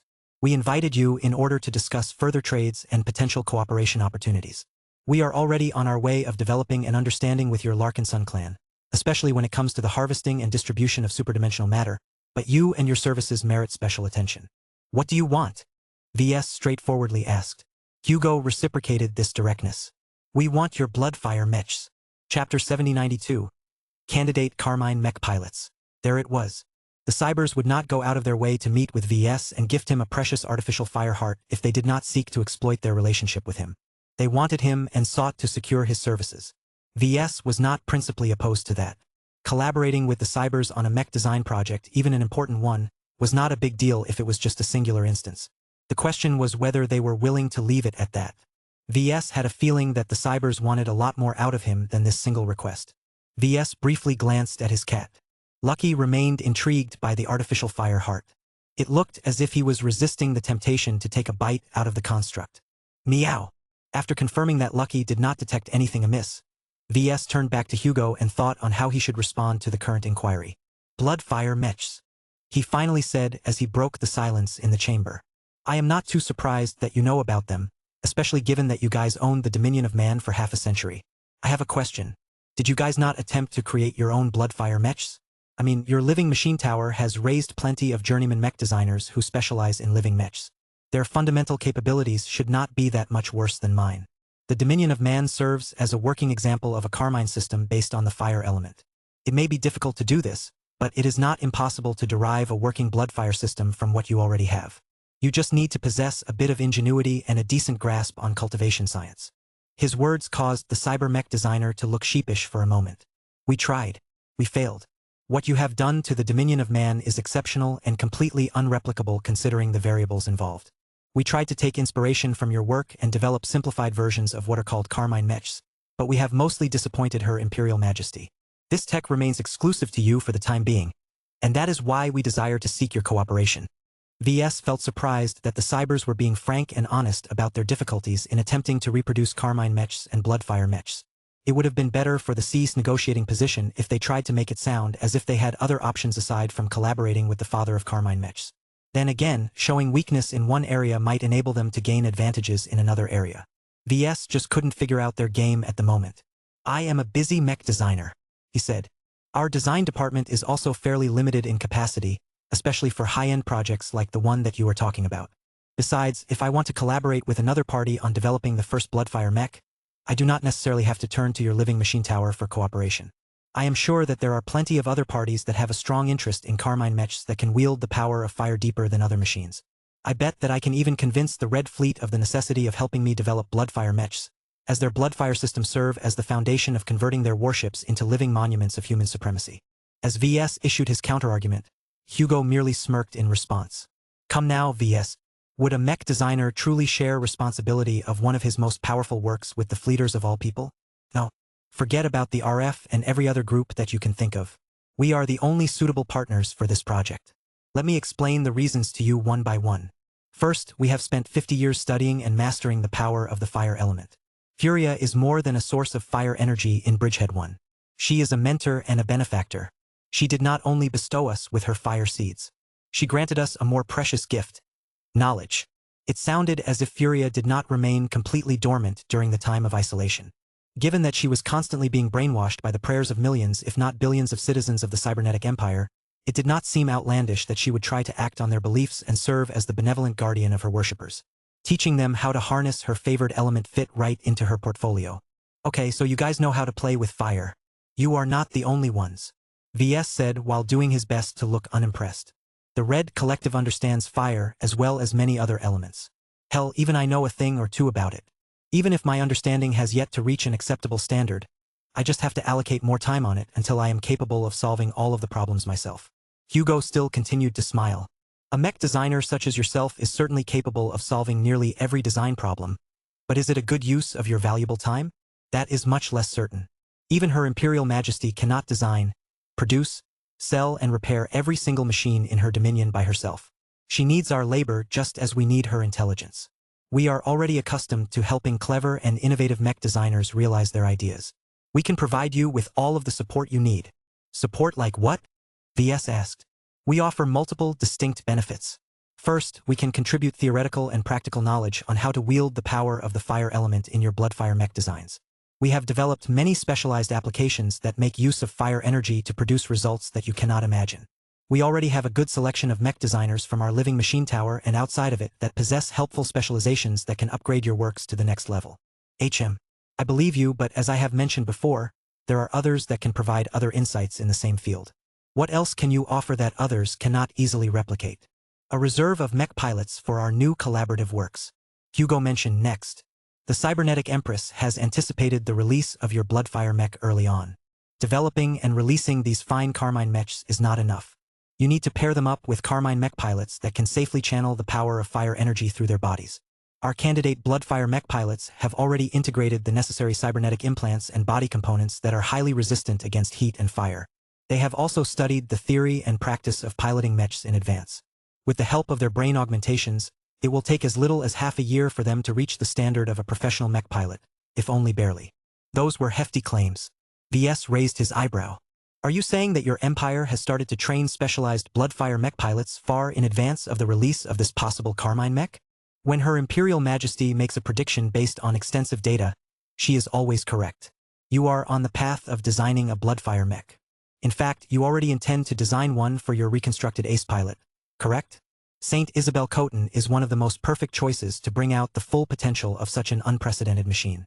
As long as you are able to deliver a powerful ace Bloodfire mech, you can use the data and experience from this project to design Bloodfire mechs for the wider audience in a manner of speaking.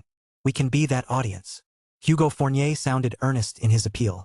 When he spoke, he was not just representing the will of his star empire. He spoke on behalf of the many preparatory candidates for a Carmine mech variation that did not yet exist and may never exist if VS acted contrary to the polymath's prediction. That took guts. VS could not imagine how many of these candidates the cybernetic empire had accumulated. Was there an entire mech regiment in waiting? What about a mech division or an entire mech corps? Perhaps the numbers were even greater. VS felt both flattered and pressured by how much the cybers had banked on one of his future works. It made him feel guilty. He did not want to disappoint all of the hopeful candidates who may have waited multiple decades to get their chance. How many? At least tens of thousands can be mobilized right away when you are able to deliver a finished Bloodfire mech design. Hugo replied. Tens of thousands more can rapidly be trained or retrained into piloting a Bloodfire mech. The greatest hurdle is the conversion to a complete cybernetic body that can fully withstand continuous exposure to dangerous fire energy. Though VS did not want to admit it, hearing that the cybers placed so much faith in his Bloodfire mechs to the point of training tens of thousands of their own people into making good use of them as soon as possible sounded incredibly encouraging. If Hugo's opinion represented the majority opinion, then VS could look forward to satisfying the wishes of Carmine mech pilots who put so much faith in his works that their lives would be ruined if he failed to fulfill their dreams. Okay, VS said. Having a good number of candidates waiting to pilot a Bloodfire mech as soon as the design is ready is convenient. It is not entirely necessary, though. You can transfer low-aptitude mech pilots or even third-class mech pilots and prep them to pilot my Bloodfire mechs. Since they already have a foundation in general mech piloting, they only need to learn a fraction of the theory and skills to pilot a Bloodfire mech. They lack the implants and body that can withstand the potentially lethal pressure of an active Bloodfire pact. The cyber mech designer reminded VS. Yes, that is indeed the case. VS felt annoyed at this demand. Was it truly necessary to go through such extremes just to satisfy a condition of piloting Bloodfire mechs? What if he found a way to reduce the load on the physique of the mech pilot? What if he found a substitute for raw fire energy that was much less onerous to the human body? He grimaced. He could not think of a way to lessen this demand. Fire energy was too essential to the functioning of the Bloodfire system. The whole point of its existence was to take advantage of a medium that was more powerful than simple human blood. VS could not think of many particle or energy types that could satisfy all of the necessary conditions to design a Carmine system around. He also did not want to complicate the progression of his design philosophy by deviating from his relatively straightforward plan. 5 elements.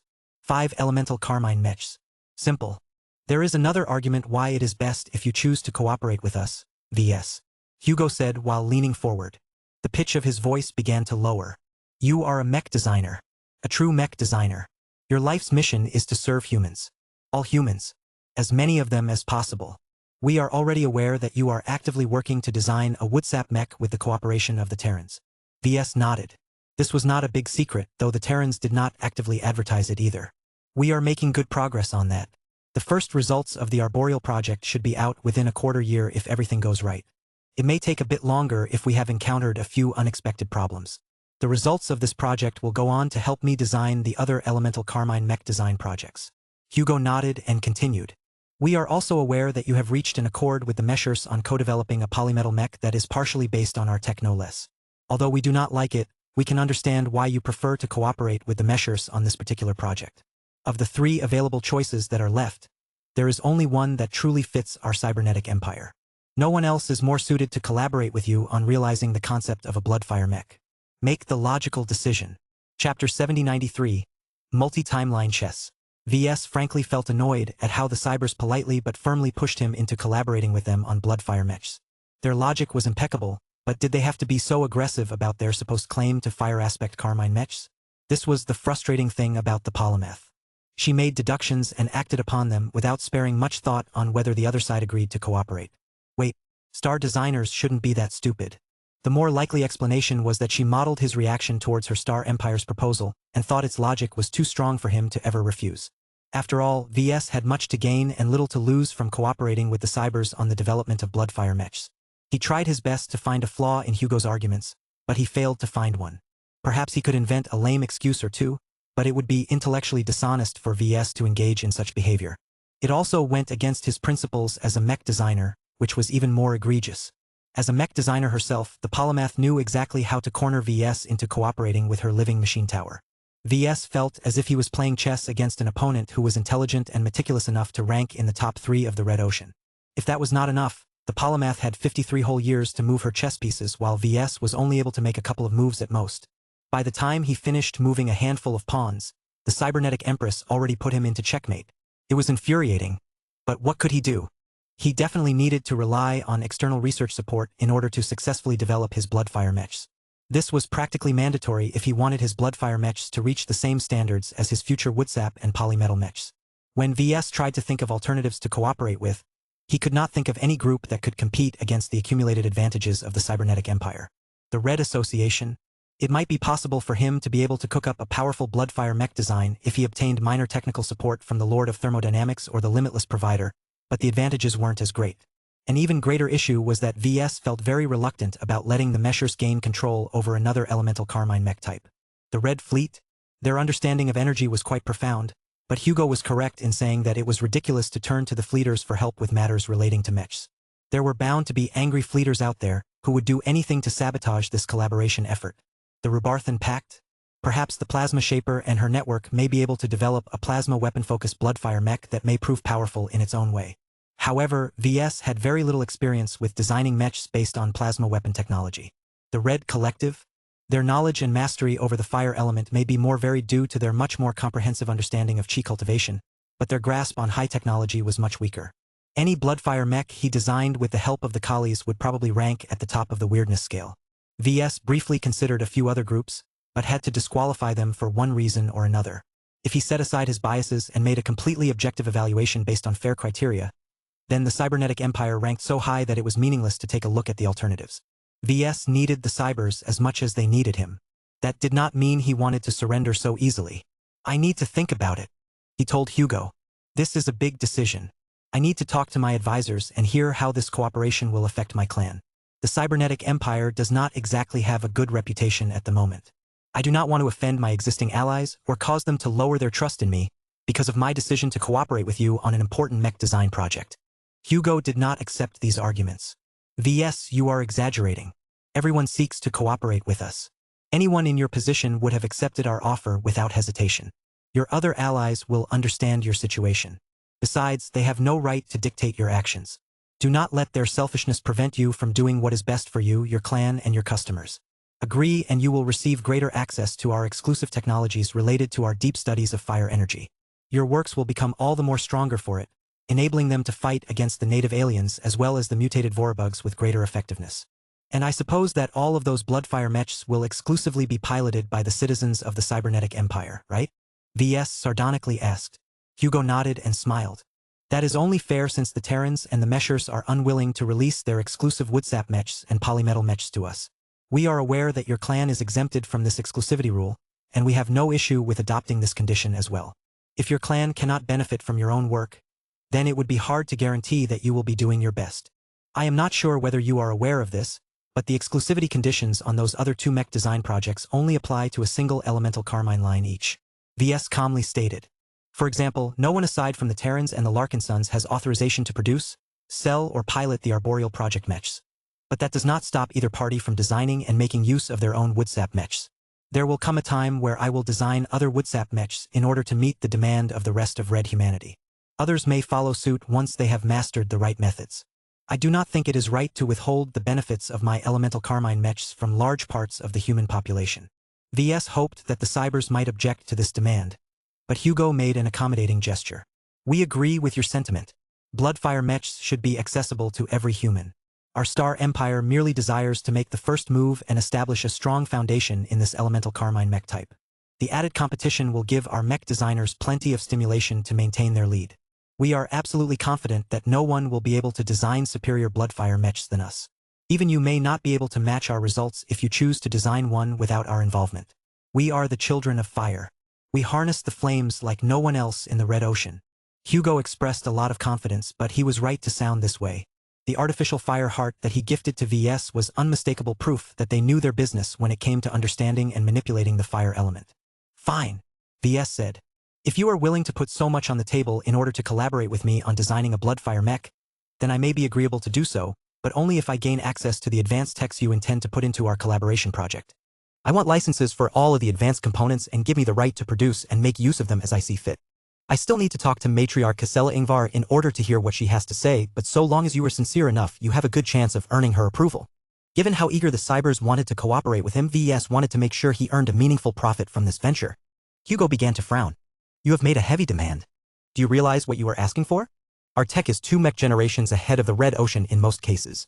Our advantages in the understanding and manipulation of fire energy is also exceptional. We have invested decades worth of labor and stretched our limited resources to the extreme to develop our high technologies.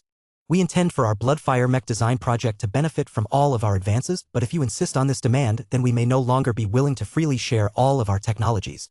That is your problem, not mine. VS crossed his arms. You guys need to stop being so stingy about sharing all of your technologies. I know what it is like for outsiders to take advantage of the fruits of your hard-earned labor.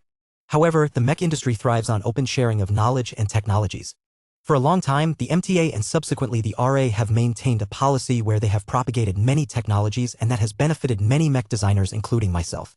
You can at least trust the Meshers to be noble and promote the mech industry whenever possible. Since your cybernetic empire has taken over a central star node that was partially under their administration, you guys have done very little of the sort.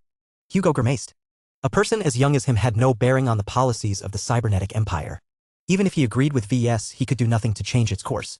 I shall speak to my superiors on this subject, but there is only one individual who possesses the final word on this matter. She is not so easily swayed by your words than others. I can provisionally tell you that we will do our best to meet you halfway on this issue.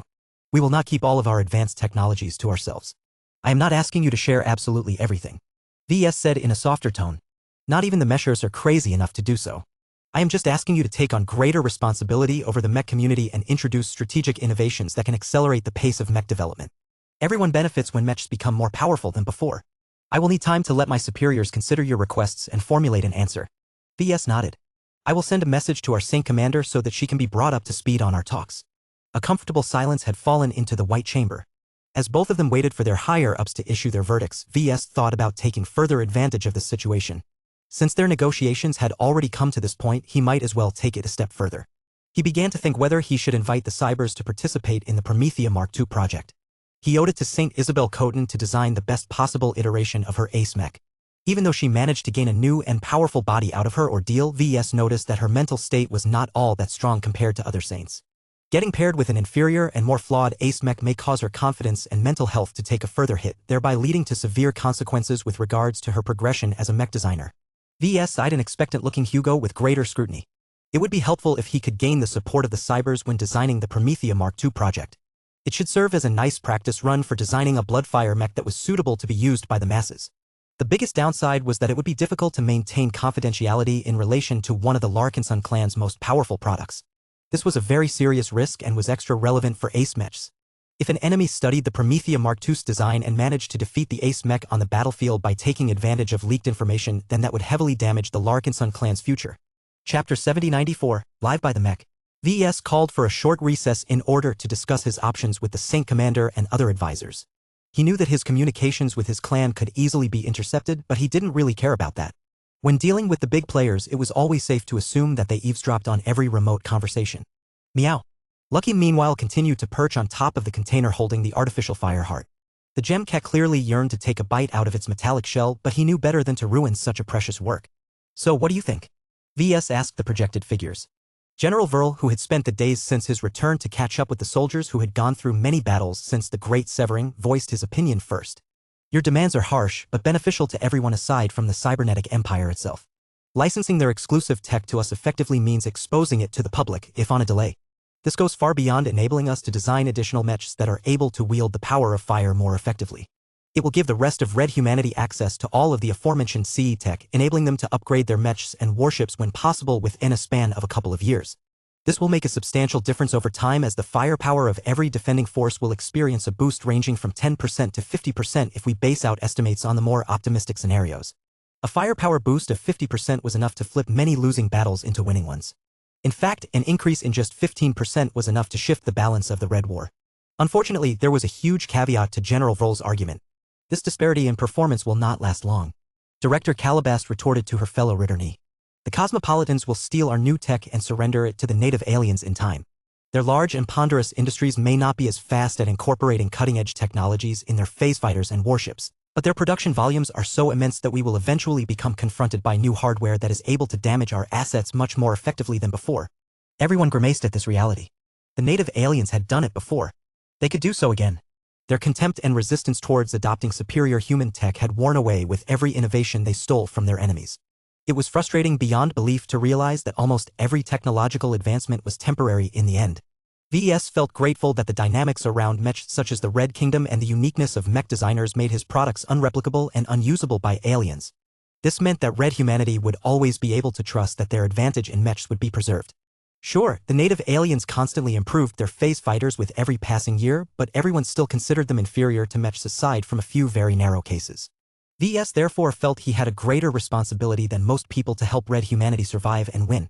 Warships were fine and all, but aside from maybe living warships, the native aliens could easily copy all of the tech that made human vessels so strong. The same did not apply with mechs. The stranger the machines, the less the aliens were able to emulate them with their faith fighters. As far as weirdness was concerned, his elemental Carmine mechs most definitely possessed an abundance of weird and unique traits that had the potential to grant humans enduring advantages. Although VS had yet to complete any of his elemental Carmine mech design projects, he already had a vague idea of what he could get out of it. The past performance of the Elegant Rage, the Zeal, and the Dominion of Man partially showcased the insane performance boosts he could expect out of his future endeavors. That was the reason why he staked the future of his design philosophy on them in the first place. He had made the firm decision to commit to higher-end machines that had the potential to break the balance between humans and aliens. Perhaps the native aliens may be able to copy much of the cybernetic empire's exclusive technologies in time. General Vrol conceded. However, do not forget about our second adversaries. The Vorabugs are also a potent threat. While they are famed for their relatively high resistance against heat and extreme temperature fluctuations, it is not feasible to rely solely on physical ammunition to kill them all. Any force that relies on kinetic weapons will run out of rounds long before they can kill every last Vorabug. Advancements in energy weapon technology are essential to suspending the tide of native aliens. He made a decent point. The Vorabugs simply did not do human technology. At most, they might be able to replicate human biotechnology, but other than that, their science and technology worked on radically different principles that were largely based on their fast adaptation speeds. Fighting the Vorabugs required an entirely different approach. What sort of approach that may be, nobody knew as of yet. The Vorabug threat was still too new to everyone. Does anyone have any reasons to object to the deal as presented by VS? Saint Commander Casella Ingvar finally spoke. Her authoritative voice instantly brought everyone back to the topic at hand. I do not have a concern about cooperating with the Cybers so long as it is confined to a single project. Calabast said. What I am concerned with is V's proposal to co-design the Promethea Mark II. This is an ace mech. We cannot let an external party gain so much access and understanding of one of our trump cards. Why not, Calabast? VS frowned. We have already done it with the first Sword Mark III. Keddy's only managed to design this iteration by cooperating with the mech supremacist faction. I do not think that it is a bad idea to reject every form of cooperation. We should try our best to seek different partners for different high-end mech design projects, though. We can't put all of our eggs in one basket. The Saint Commander looked slightly approving. There are legitimate concerns with how much trust we are putting into our partners. They do not have to become outright enemies to compromise our ace mechs. Data theft and clandestine leaks are enough to expose the strengths and weaknesses of the machines that guard our independence. In an ideal situation, I would forbid the tendency to work with non-Larkinsons on core mech design projects, but that is not possible.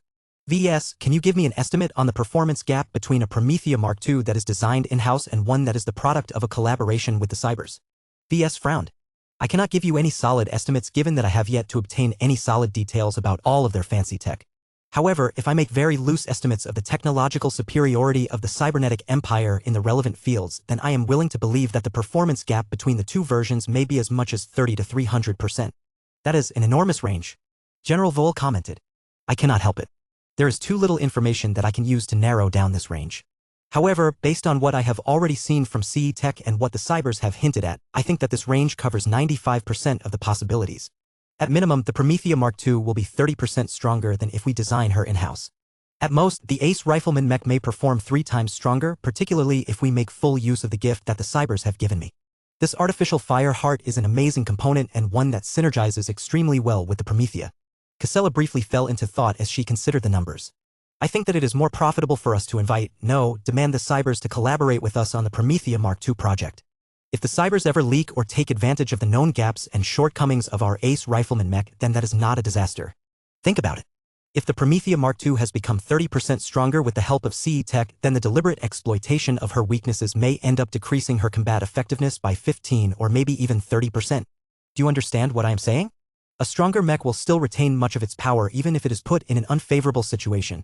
If the initial performance boost is 100% or 300%, then we would still maintain an enormous advantage even if the Promethea Mark II can only unleash 40% of her effective strength. Her calculus was sound. It may be a bit dubious to sling around so many numbers when they did not have enough information to make any solid estimates, but VES agreed with the logic behind it all. The expected gains from utilizing superior technologies far outweighed the possible downsides from exposing the design to their rivals and enemies. Calabast let out a sigh. Fine, then. We can try to avoid the most unfavorable scenario by compartmentalizing the design project. Our mech designers should split up the design in different sections and only make the Cybers responsible for the less critical ones. Gloriana will not like that. VS said with a frown. Me too, for that matter. With tech like this and a mech design as complex and intricate as an ace mech, every single component is connected to other components. You cannot simply split it up and design all of the sections on a separate basis. Doing so will only lead to a disjointed, unbalanced, and horribly unoptimized mess of a mech design. If our goal is to deliver the best possible ace mech to St. Isabel Coton, we need to bring the Cybers fully on board, the same as Keddy's has done with her Mesher collaborators. This was a tough decision, but one that he fully supported. Compared to the past, VES was no longer as stingy with holding secrets as before. According to his principles, he wanted to deliver the best possible ace mech to St. Isabel Coton. Cooperating with the party that possessed superior technology, especially in the field of fire hypertechnology, would definitely make that happen. Doing this also advanced the Larkinson clan's diplomatic goals. Given that the Larkinsons extended so much trust to the Cybers, they would definitely be more willing to reciprocate and offer to integrate much more powerful technologies in the Promethea Mark II design. Perhaps they might do so only because they needed to know how to integrate their advanced technologies into their own expert or ace bloodfire mechs in the future, but at least the Larkinsons benefited from this exchange. The matriarch of the Larkinson clan did not spend too much time before making up her mind. We are a clan that lives and dies by its mechs. We can cooperate with the cybernetic empire on both the Promethea Mark II project and a new bloodfire mech design project. Time will tell whether we have made the correct decision. If we did not, then only a limited amount of our mechs will be compromised. This is not a disaster to us as we have many more machines that we can depend upon. VS smiled. The Saint Commander made the right decision in his opinion. He was already starting to look forward to how much better the Promethea Mark II project would become once he started to collaborate with the Cybers. This upcoming ace mech would serve as the ultimate proof of concept of the Bloodfire mech that he originally envisioned. How soon can we obtain the first results of this cooperation? I am not sure, but I think we can push the timeline forward if we are working together with the Cybers. VS responded. If they are being serious about this, then they will allocate an abundant amount of manpower to support our collaboration effort. The Prometheus Mark II project may be finished in as little as 3 to 4 months if we are being optimistic. Even if my estimates are off, then it will probably take no longer than 6 months to be able to field our upcoming ace mech. Chapter 7095, Direct Connection. After VS and Lucky returned to the central chamber, the talks resumed. While the gem cat settled on top of the floating container holding the artificial fire heart, VS presented both of the Larkinson clan's proposals. A part of him felt he was wasting time reiterating information that the Cybers already knew, but the necessary steps needed to be taken anyway. I have been in contact with the heads of the Living Machine Tower. Hugo said. What you have demanded goes far beyond what we are authorized to give. You are asking us to share more than a fair share of advanced technologies. We have the tech and the means to design mechs that are much more powerful and better equipped to defeat the native aliens of the Red Ocean, but we do not run a charity. The rest of Red humanity is suffering, particularly those stationed at the border regions. VS calmly responded. I have been a part of a few of those battles myself. Soldiers are fighting and dying with every passing day. Your home, Bridgehead 1, is located far away from the front lines. You have only sent out a fraction of your armed forces to help withstand the pressure of alien aggression. Not everyone is happy with the fact that you are freeloading off the suffering and sacrifice of all of the mech pilots and other soldiers, many of whom belong to the Terran Alliance or other states. Don't you owe it to them to contribute to the war effort in your own way? If you do not want to send out more soldiers, then you can still help by sharing your tech or producing mechs and warships and selling them to those who are brave enough to do their duty. The Batchhuman almost scowled. These words of criticism hit a sore spot. We are limited in what we can do. We cannot single-handedly upend our diplomacy. The only person that holds this power is the Cybernetic Empress, but she has her own burdens to bear. It may seem to you that Bridgehead 1 has been able to remain self-sufficient for half a century without a problem, but that cannot be further from the truth. We have more energy than we know what we can do with it, but we are horrendously short on materials, both low-grade commodities and high-grade materials. These constraints have led us to make many sacrifices.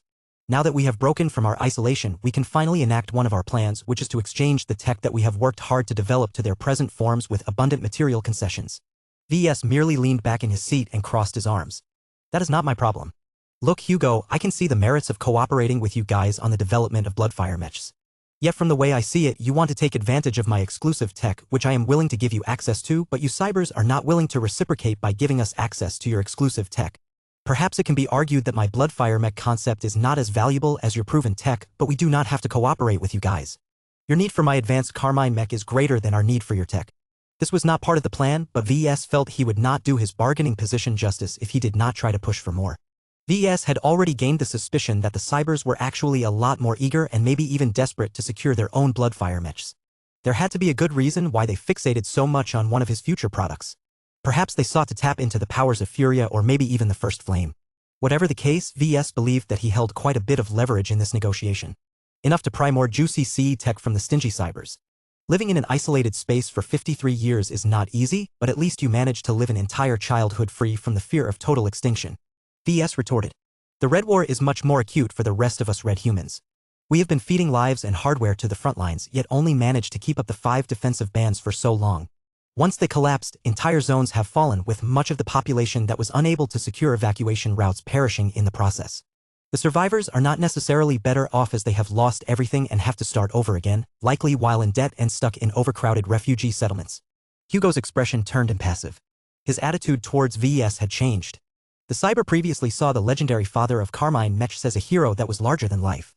It was only now that he realized that his idol or whatever was not necessarily on his side. The stakes were huge. Any piece of CE tech traded away would effectively propagate to the rest of Red humanity. What was worse was that the native aliens would eventually find a way to obtain it as well, thereby invalidating yet another technological advantage. The cybernetic empire may have developed so many advanced technologies that it could continue to maintain its technological lead under those circumstances, but there was a finite amount of times they could do this before they lost their edge. Just as Hugo was about to respond to VS, he suddenly paused. VS immediately suspected that one of his superiors had finally deigned to intervene in person. Meow. Lucky went from dozing off while resting on the floating container to becoming fully alert. What is it, Lucky? Meow meow meow. What? The gem cat suddenly detected an uncommonly powerful communication signal forming a direct connection to Hugo. This communication signal was so strong and obvious that there was no way of hiding it from Lucky's senses. VS tried his best to sense it as well. He failed to detect anything unusual until he experimentally roused his lesser Arsis organ. Though it was normally responsible for generating electricity, it also came with fairly basic senses that somehow enabled VES to perceive a measure of the powerful signal being transmitted to this chamber. Ah, I can feel it now. Meow. The signal was powerful but also contained a huge amount of data. The density of information was so high that VES could not even begin to decrypt it. Perhaps this was how the polymath coped with the awareness of the web mistress capabilities. So what if the latter star designer could tap into every possible communication network? So long as the polymath transmitted an astronomical amount of data under her best possible encryption, it would take far too much time for the web mistress to decode the actual message. VES admired the solution. While it was still fallible, trying to decipher it by relying on brute force was more trouble than it was worth. A change occurred in the chamber. The atmosphere became so heavy that VES immediately shot up from his seat. Hugo had changed. VES went through a number of possibilities, but quickly ended up with one horrifying explanation. Hugo's artificial eyes no longer glowed blue anymore. They shone like piercing bright purple stars. Hello? Polymath. We meet again, VES Larkinson. The journeyman mech designer no longer spoke with his own voice, but rather that of a certain female star designer. As soon as her voice rang throughout the chamber, it was as if everything else had stopped. Even Lucky froze in place, not daring to make a move in the presence of a star designer. Hugo was able to pull off a good expressionless face, but from the moment he underwent this shift, it became completely cold. This was reflective of the true god that was currently possessing Hugo's artificial body. Of all of the star designers that VES knew of, he preferred to meet with the polymath the least. Though VES did not get the sense that they were outright enemies, their goals did not necessarily align with each other. So long as that was the case, there was always the possibility that the polymath would hinder his plans. He refused to accept a future where all of red humanity answered to only a single sovereign. Nice trick. How many cybers can you take over like this? VES asked. All but the children. The polymath did not bother to hide this capability. You do not understand what makes my subjects different from other red humans. These cybernetics are not for show. They allow for an unprecedented level of interconnectivity and data sharing. Once the growth spurt of a teenager has run its course, he or she is ready to undergo the final phase of brain upgrades and conversion. That is when a true cyber is born. The subject will always belong to the cybernetic empire, and by extension myself. VES looked horrified. This was a level of control and usurpation of human rights that broke one of the most fundamental taboos of human civilization. This was not one of the more casual violations such as fielding gamma laser weapons.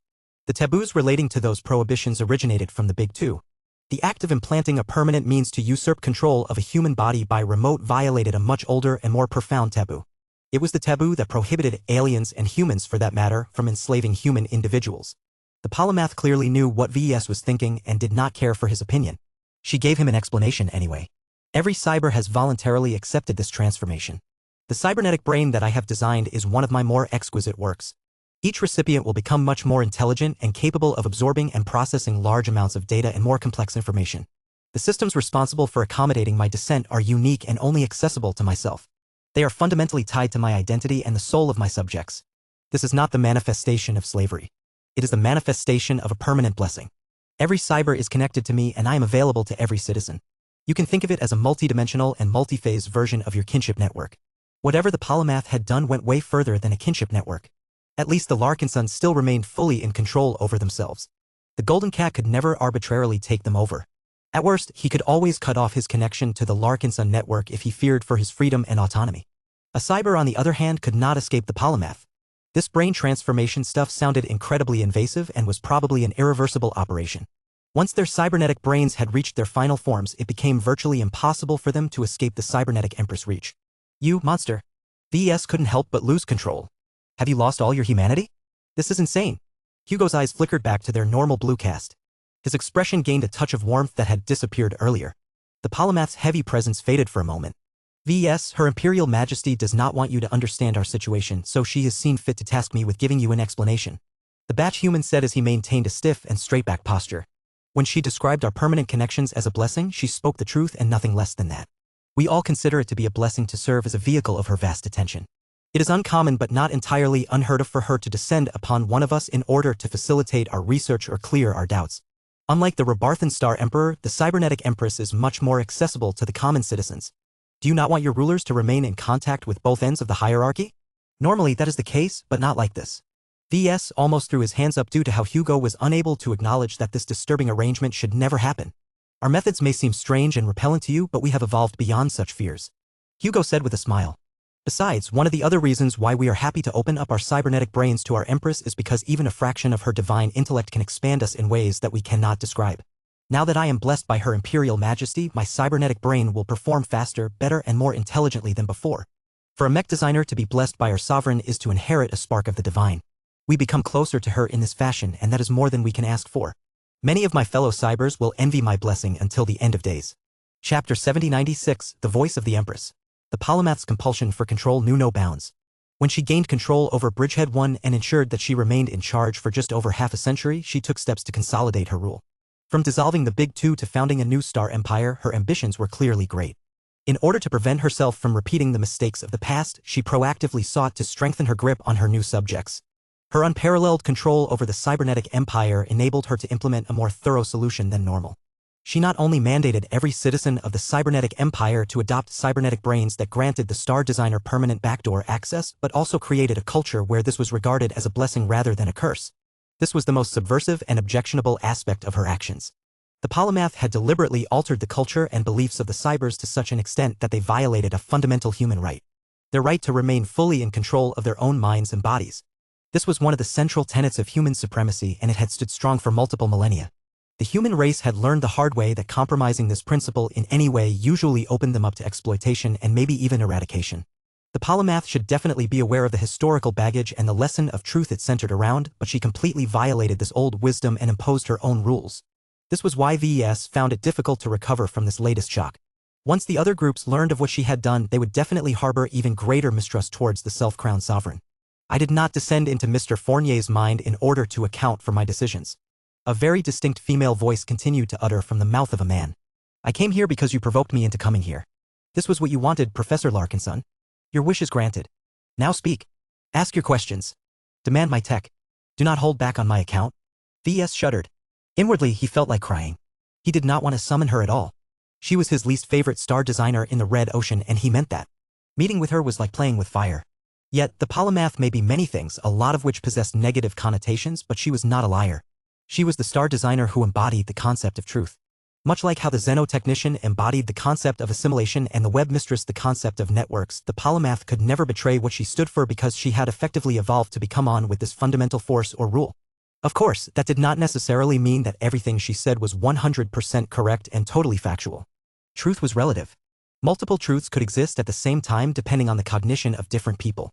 It would be far too restrictive for the polymath to only be able to voice the complete objective truth. Yet given that the polymath was the smartest individual in the Red Ocean, her words were able to ring with truth even if she did not rely on any mysterious abilities inherent to her status as a star designer. If she spoke the truth, then at least a part of VS truly desired to talk to the polymath. From the moment he considered this possibility, he knew in his heart that it was true. He feared the polymath and wished to avoid her as much as possible. At the same time, he also wanted to come into contact with the star designer and have a frank discussion on highly sensitive topics. Both could be true at the same time. VS couldn't help it. The part of him that sought answers pushed him to ask questions about her fragment of the metal scroll and how extensively the iron-resonant crucifix crown had warped her cognition. Yet he knew that this was most definitely not the time and place to talk about a subject of such magnitude. He was still on Yurnstall 4, a planet that was fully administered and defended by the Red Association. Although the polymath or her people had probably secured this entire facility from eavesdropping, VES still felt it was far too dangerous to talk about overly sensitive topics. I won't ask any stupid questions such as why you took over Bridgehead 1 and founded your own empire. He slowly said as he continued to gather his thoughts. Let me ask a more fundamental question. Are you still human? It sounded like a simple and easy question, but that was not the case this time. Hugo's eyes glowed purposefully at this moment, which signified that the polymath was in control this time. Yet the polymath took an unusually long time to break the silence. When she finally spoke, she added a hint of her true emotions into her words, as if she remembered that she was more than a rational entity. I still consider myself a member of the human race. I am more than a human, but I have not forgotten or forsaken my roots. There is no need for you to be concerned that I shall abandon my human identity. That would be a fundamental betrayal of my identity. I can understand why you have entertained this falsehood, but do not insult my intelligence. Your humanity is just as questionable, if not more. VS grimaced. He did not appreciate her reminder of his problematic phase Lord physique. Since you still consider yourself human, why are you not being more forthcoming in sharing much of the advanced technologies that you and your subjects have developed over the years? Why are you being so reticent about sharing even the most basic versions of your tech? I thought that star designers were supposed to rise above politics and contribute much of their works to their race and civilization. Hugo's expression grew sterner. Technology can play a decisive role, but uncontrolled proliferation can end our race just as easily. Not everyone deserves access to every tech. My subjects have all learned from my lessons and embody the ideas that I have espoused. The rest of red humanity does not deserve to gain access to my mechs. People must earn it first, and so far I am not impressed. You insist on maintaining this selfish stance when there are many mech pilots and warship personnel that are dying in droves across every border region. Where's your humanity? You claim that you have not lost it, but you have already become a lot more disconnected to it than usual. My humanity is still very much intact, Professor Larkinson. Advanced tech must be earned. I cannot and will not gift all of the advancements that I have made. I no longer believe that all humans deserve my tech. Too many of you are unguided projectiles. Without enough central direction, you are prone to making illogical and suboptimal decisions that wastes too many lives and resources. Only my own subjects are obedient and intelligent enough to follow my directions without casting doubt or undermining my plans. Only they can make full use of my technology. V.S. grimaced. The polymath still identified herself as human, but she no longer bore a sense of responsibility towards red humanity as a whole. She effectively absolved herself of responsibility for those who she could not control like a puppet. This attitude practically excused her dereliction of responsibilities towards her race.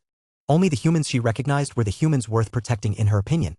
This was a dangerous regression and one that bent or outright violated one of the fundamental responsibilities of a high-ranking mech designer. Of course, the polymath was not a pure mech designer anymore. From the moment she became a star designer, she had transcended the rules and limitations of her previous profession. There was no blueprint or map that dictated the progression of a star designer. Once they reached the stage of a true god, they needed to figure out how to proceed by themselves. V.S. was not sure what the other star designers had chosen, but the polymath had likely intertwined her subsequent cultivation to the cybernetic empire and her many subjects. He knew that there was no chance he could persuade her to abandon her current course. The polymath had already become entrenched and held many advantages. There was no reason for her to give them all up and surrender the power that she had worked hard to accumulate. Did you really have to impose this level of control over your subjects? Yes. The polymath said through one of her citizens' mouths. Traitors among our own kind are one of our greatest threats. I cannot afford to let my technology fall into the hands of incompetent humans, or worse, our alien adversaries. Only by taking extreme measures are we able to achieve maximum discretion. Not a single one of my subjects will be able to leak any important knowledge or technological secrets. The rest of red humanity may share their inferior tech freely with their alien opponents, but my cybernetic empire shall always preserve its technological superiority. We are the failsafe that may one day rescue you from your own mistakes. Her high and mighty attitude grated on V.S. She truly saw herself as the only human with eyesight while being surrounded by the blind. The polymath never even considered the option of working together with others in order to fulfill their shared goals. Will you share the tech that I have requested? V.S. finally asked. Hugo's purple eyes bore into V.S. It was as if the polymath tried her best to penetrate through V's head in order to see what was going on in his mind. I have underestimated your greed and foolishness. I did not anticipate your outrageous demands. However, you are in luck because I can accept one scenario where I am willing to give you access to our technologies that are relevant to your Bloodfire mech concept. You must convince the Oblivion Gate Consortium to accept my entry and promise at least 10% of the transportation quota of all future exchanges between the galaxies. V.S. reacted with mild shock. She certainly knew what to ask for. From what he knew, the Oblivion Gates were about to commence a third exchange very soon. The Evolution Witch and her hand-picked personnel were in the later stages of upgrading the Red Oblivion Gate with modest amounts of superdimensional matter. Successful implementation of this wonder material should hopefully enable much greater volumes per intergalactic swap.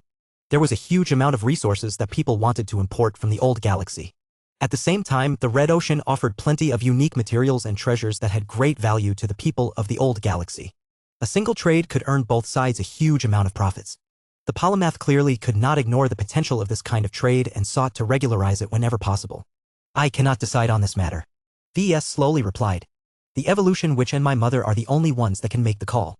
So long as they approve, I will authorize the deal, but only if you deliver on all of the promised tech. Also, permanent access to the Oblivion Gates goes too far. The polymath had made a hefty counterproposal, but one that V.S. was forced to take seriously.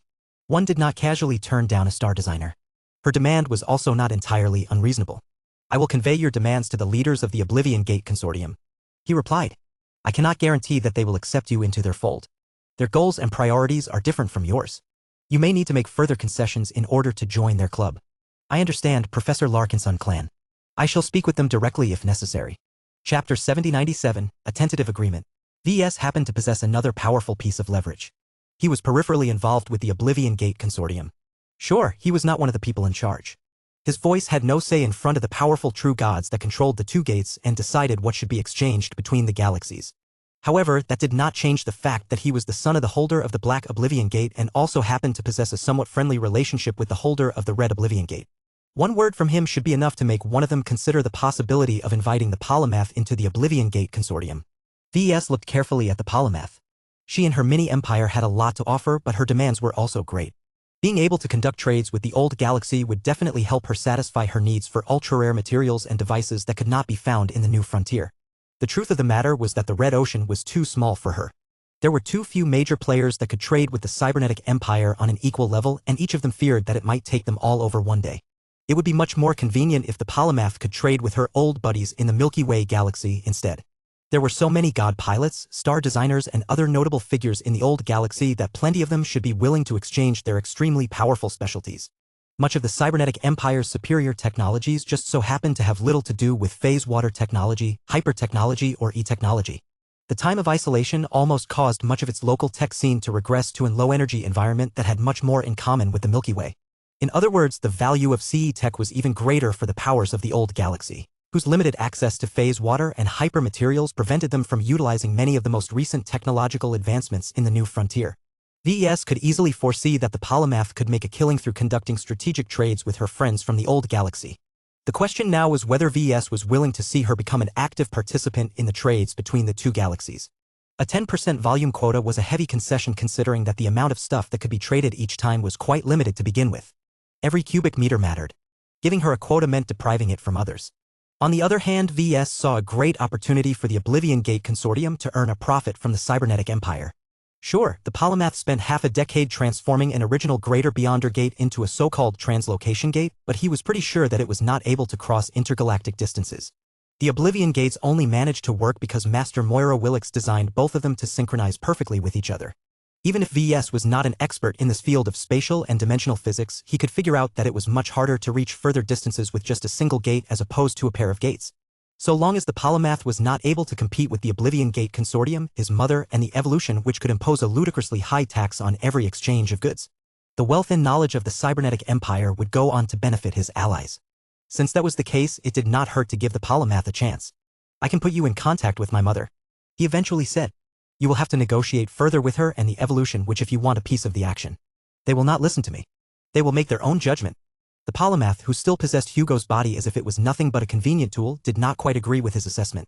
"That is not true, Larkin son. You are the glue that connects multiple disparate parties together. I am in a much better position than your mother in providing material aid to her child and grandchildren. We can bestow you with superior tech and a well-equipped force to ensure that her bloodline remains protected in this dangerous dwarf galaxy. This is a compelling exchange for a mother. Introduce me. Give me your recommendation. Your approval will influence your mother's verdict." VS was not so sure about that. His mother had always been adamant about how he should fix his own problems rather than seeking external help all of the time. Perhaps she thought differently this time. The only way to find out was to bring her into the conversation. VS reached into one of his suit pockets and retrieved a small metal statuette of the superior mother. He always kept a collection of these within easy reach in case he needed to consult one of his design spirits. He tried his best not to ignore the Hugo or rather the polymath's unnerving stare and did his best to attract the attention of a particular incarnation. "Mother, I need you to come. The polymath over here wants to discuss a deal." The idol began to glow and grow in power. Whatever the polymath had done to flood the chamber with communication signals did not hinder the superior mother from manifesting a small part of herself into the statuette.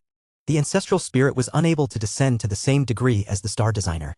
The statuette was too weak and tiny to compete against Hugo Fournier. Fortunately, VS did not call over the superior mother because he needed to borrow her strength. He could immediately feel the superior mother's aura coming into contact with the polymath's more powerful presence. The air became a little more charged. The tension in the chamber increased. True gods were supremely powerful individuals. They were usually long-lived as well. Their thinking was completely different from that of a mortal. Who knew how they regarded each other? There was a small chance that they might decide to wage war against each other for reasons that escaped people like VS.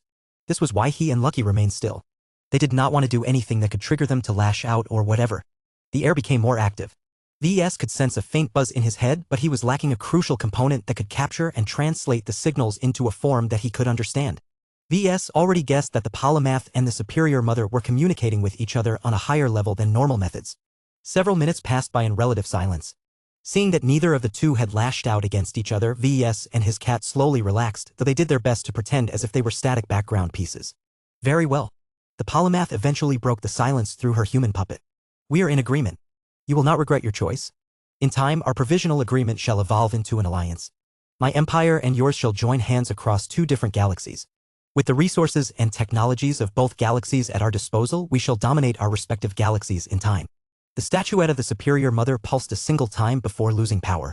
Seeing that his mother had withdrawn without telling VS anything, it became clear that he needed to learn what the hell had just taken place from the polymath.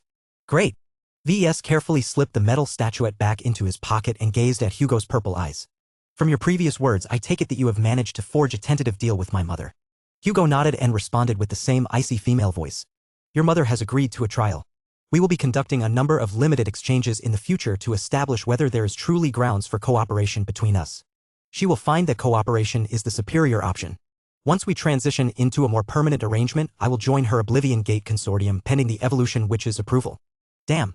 VS had a number of apprehensions about this development. Letting her become a fixed trading partner of the Oblivion Gate consortium would definitely enable her to grow stronger, thereby causing the balance of power to shift in her favor. That was not all. The polymath would definitely become a more regular fixture in his life. This was exactly what Calabast had warned about during their last meeting. To be fair, the polymath did not have to go through him in order to reach out to the Oblivion Gate consortium. She could have found a way to make contact with the Superior Mother through the Hex Federation or the Evolution Witch through the Red Association. She chose to do it through VES because she calculated that this would give her the biggest chance of achieving her goals. Whatever deal she struck with Cynthia Larkinson must have caused her to become incredibly satisfied because she soon began to explain the benefits that she and her star empire owed to VES. Your mother has entrusted me with your defense. A part of the escort force that has accompanied my empire's delegation to Yernstall shall be reassigned. They will join your Blue Jay fleet as the latest addition to your protection duty. Mr. Fournier shall act as my liaison since you are already accustomed to this relationship model. Since he is a living mech design specialist, he shall also be intimately involved in the development of your Promethea Mark II and your upcoming Bloodfire mech design project. These 2 projects will receive ample access to our technological library. We shall grant you the licenses that you demand, but only on stricter terms than the Red Association demands. If you wish to profit from our superior tech, then you must pay a considerable premium to us for every advanced mech you sell. The additional price would definitely hurt future sales, but that was still a hugely generous demand considering the value of her advanced tech. VS was surprised that the polymath conceded so easily. Did his mother promise her a massive benefit, or did the star designer never really care that much about making the relevant tech available to the rest of Red humanity? I would be happy to welcome your contribution to the Blue Jay fleet so long as your forces can come to a mutually agreeable arrangement with its existing composition. VS said. I am also happy to be accompanied by Mr. Fournier. He is a bit inexperienced, but he has the heart of an earnest living mech designer. Good, because you will need his assistance to properly integrate our advanced tech into your mech designs. If Mr. Fournier does not possess the relevant expertise yet, then he will quickly acquire it one way or another. The residue of this temporary condition shall ensure that. We hope that you can work briskly to complete the 2 Bloodfire mech design projects. We must field your Bloodfire mechs as soon as possible. VS definitely had the sense that his Bloodfire mechs were important to her somehow. The cybernetic empress did not bother to hide her interest in a mech concept that still had no basis in reality at this time. Please answer this question for me. Why do you care so much about my Bloodfire mechs? What is so special about it that you are willing to make so many concessions and accommodations? Hugo's head shook back and forth. This is not the time and place to answer this question. We shall reveal the importance of your Bloodfire mechs at a later date. For now, you may rest assured that you will become part of a great endeavor that will have wide implications for the future. We shall be in contact. The air suddenly cleared. The polymath abruptly withdrew her presence. The journeyman mech designer's eyes finally shifted back to their regular blue glow. The conversation was over. Chapter 7098, VS the Tribe Leader. Hosting a small part of the vast mind of the polymath was a big deal in the cybernetic empire. Hugo Fournier looked dazed and overwhelmed after the star designer ended her possession without grace. A normal person would have felt concerned whether he or she had become compromised by a being that was too powerful to resist. The cybers were not normal people. It became clear that Hugo had not been kidding when he and his fellow cybers regarded the temporary and unsolicited hijacking incident as a positive rather than a negative event. Thank you. Hugo shakily said as he steadily tried to get a grip on himself. I have always dreamed of letting my brain become a host to Her Imperial Majesty. This is one of the greatest honors that she can bestow to her subjects, and now I have become the latest person to receive her blessing. Even now, I can feel my cybernetic synapses work faster and more effectively.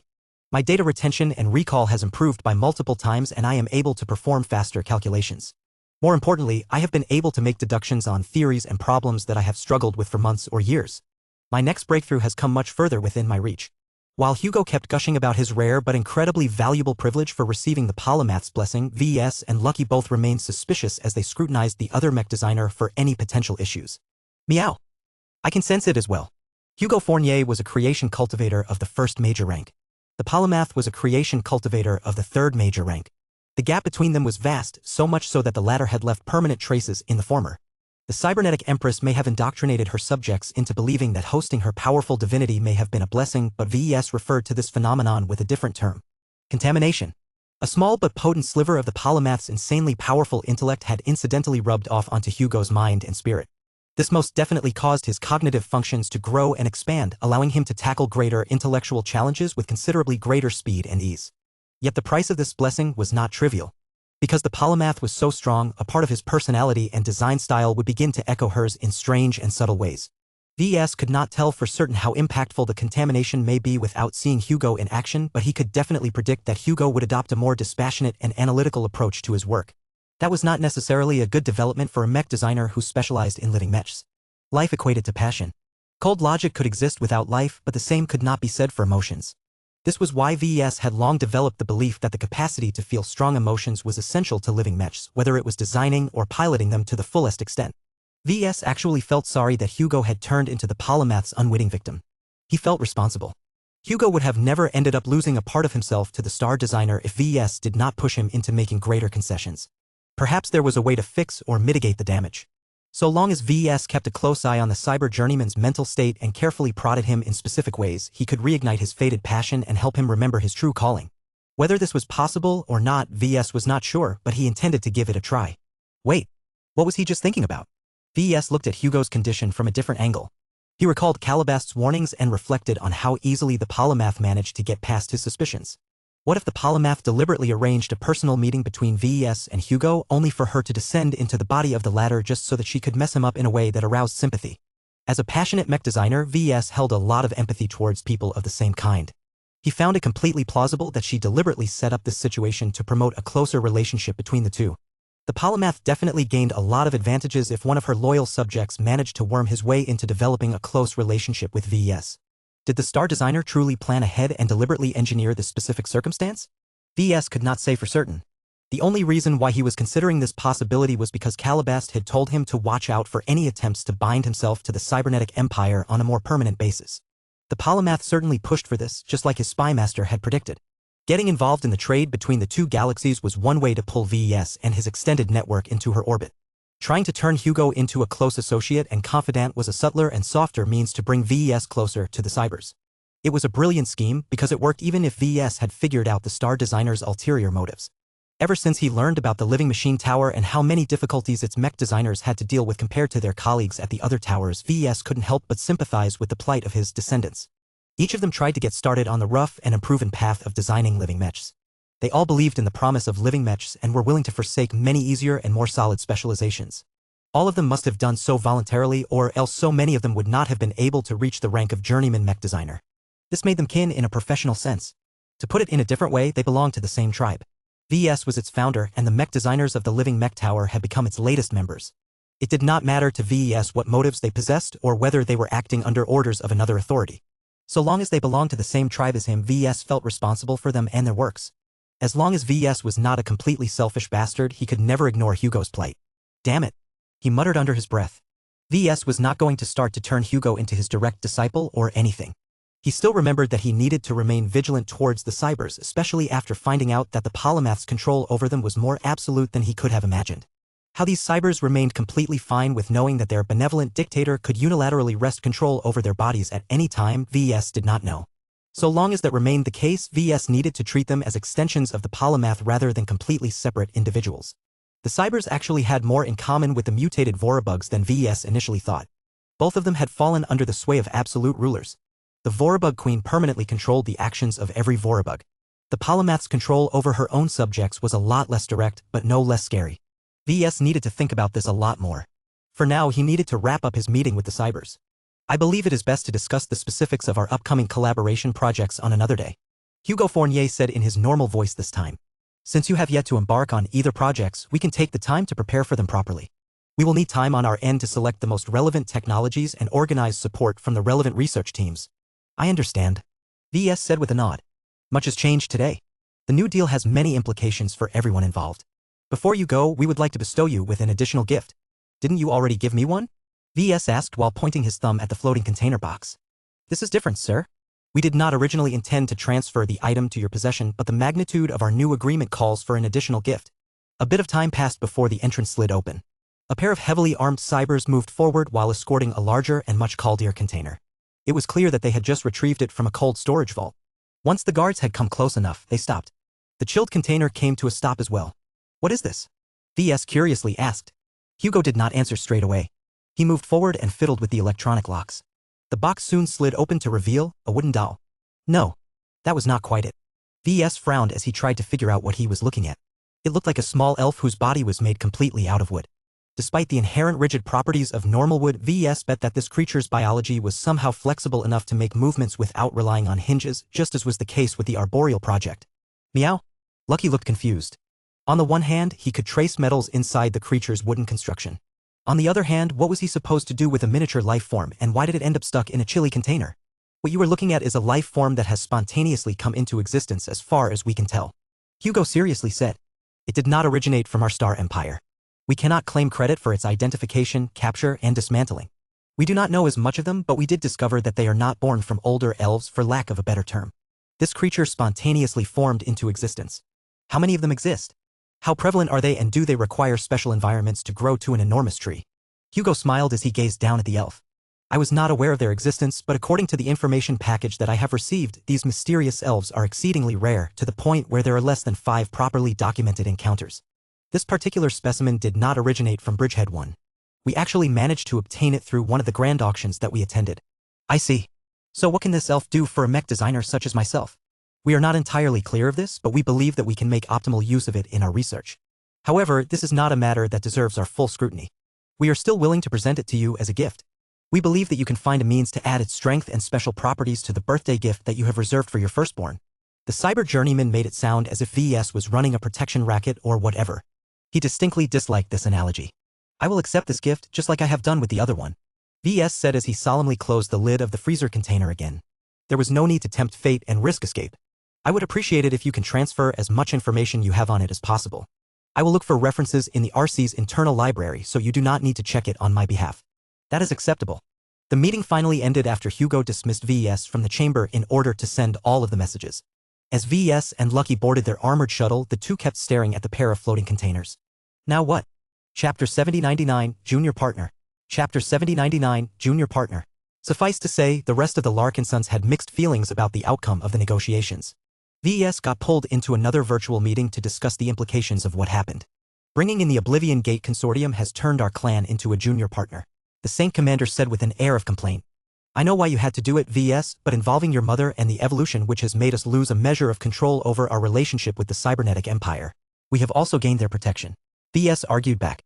Our previous deals were guaranteed by our own soft and hard power, which are limited and not a real deterrent to a major power.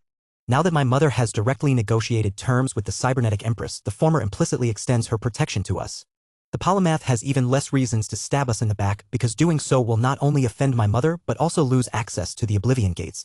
What if she no longer needs the Oblivion Gates to conduct her intergalactic trades? Calabast voiced.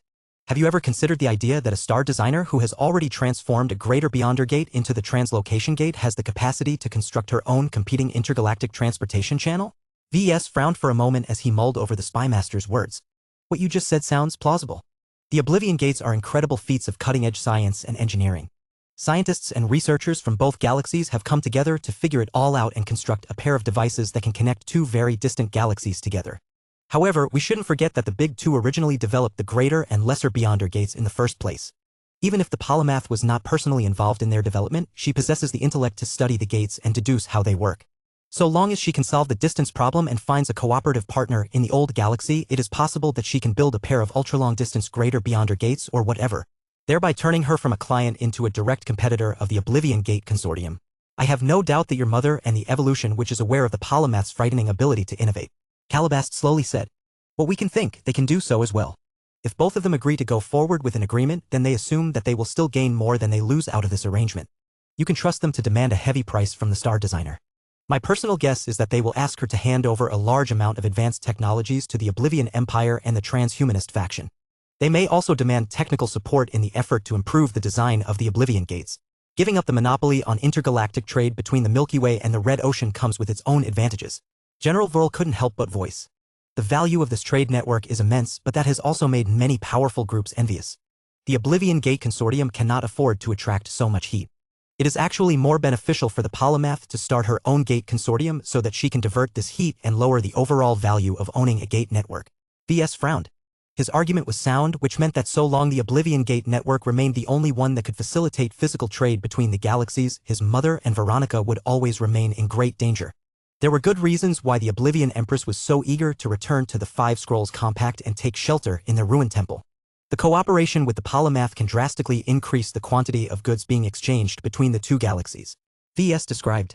This is good for red humanity as a whole, as the old galaxy still has plenty of good stuff such as destroyer particles and a large variety of superclass exotics.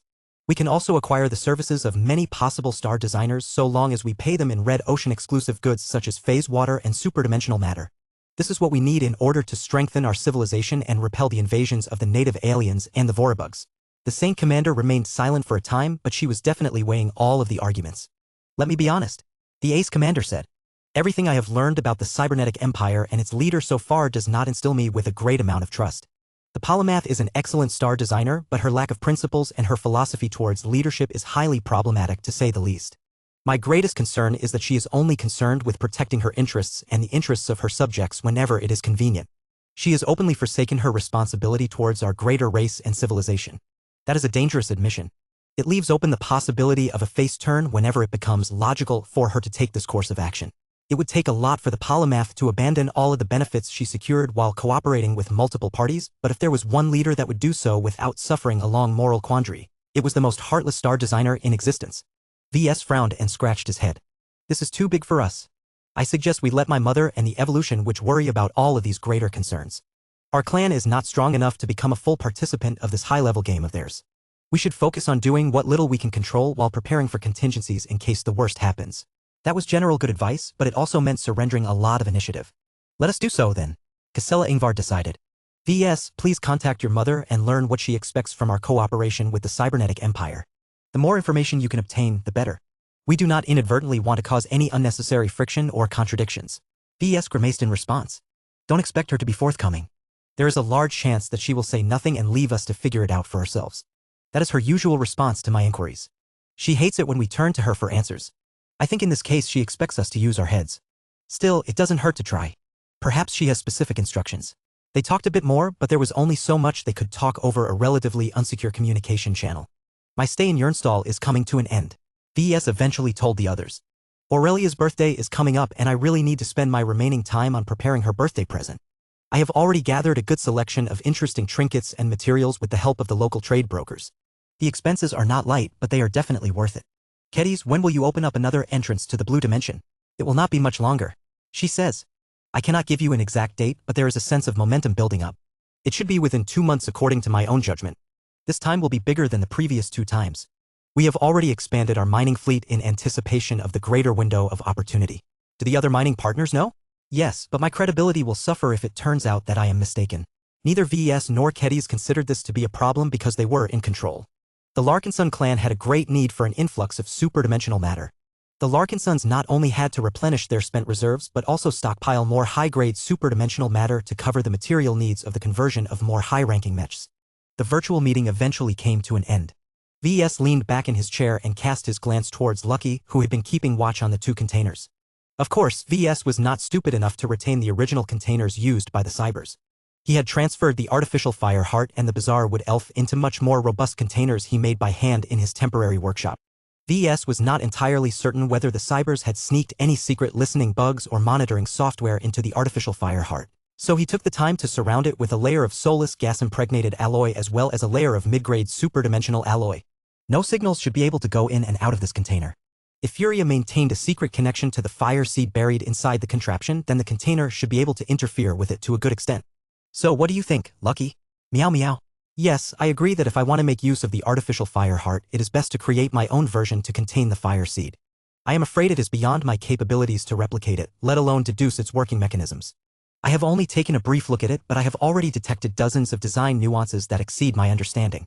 The only other choice he had was to make use of the artificial fire heart in its current form, or forcibly create an inferior bootleg version of this construct. Neither option sounded ideal to VS. If he had to make a choice, he was inclined to choose the former. No matter how compromised the artificial fire heart may be, once it became an integral component of the Promethea Mark II, the third-order living mech should be able to override its secret functions. If the Ace mech was not powerful enough to force the artificial fire heart into compliance, then St. Isabel Coton's willpower should definitely be able to get the job done. This was why VES did not harbor too much concern about the reliability of the first gift. The second gift occupied his thoughts a lot more, though. He had never heard about the existence of these mysterious elves. Personally, he felt that the term fae may be more appropriate to describe these strange life forms that were more spiritual than material in nature. Whatever the case, he was pretty sure that all of the scriptures he read about the ancient past never described their appearance. Could it be that these small elves were unique manifestations of Messiah 87? When VS moved over and briefly opened the frozen container, he studied the small life form. The wooden life form possessed a pair of wings but otherwise looked remarkably humanoid. Why this shape? Why did it not come in the form of a nunzer or a jureg? Had this elf been spawned from an environment that was strongly influenced by human beliefs? There are far too many questions and far too few answers. The value of the specimen was inestimable. It may actually exceed the value of the artificial fire heart because it could only be found, not produced. The research value of this wood elf was enormous, yet VS did not possess the patience or the motivation to turn it over to the Larkinson Biotech Institute and tell the researchers over there to examine and experiment the hell out of this little fellow. It would take far too much time to get anything useful if he chose this course of action. He instinctively felt that he could gain a much more immediate result if he somehow used this captive wood elf to upgrade the flower parasol. An idea came to mind. Perhaps VES did not know anything about this mysterious elf, but what about a high-level artifact? He summoned the flower parasol from the Vault of Eternity. As soon as it appeared, it immediately detected a special presence and instantly flew closer until it hovered right above the frozen wood elf. From the way the flower-patterned umbrella eagerly shook up and down, it was safe for VES to conclude that much could be gained by combining them with each other. Thank you for reading my work. If you wish to support the Mech Touch, please vote with your golden tickets. Purchase privilege for the Mech Touch. Read a varying amount of chapters ahead of regular readers while enjoying a 99% discount on unlocking new chapters.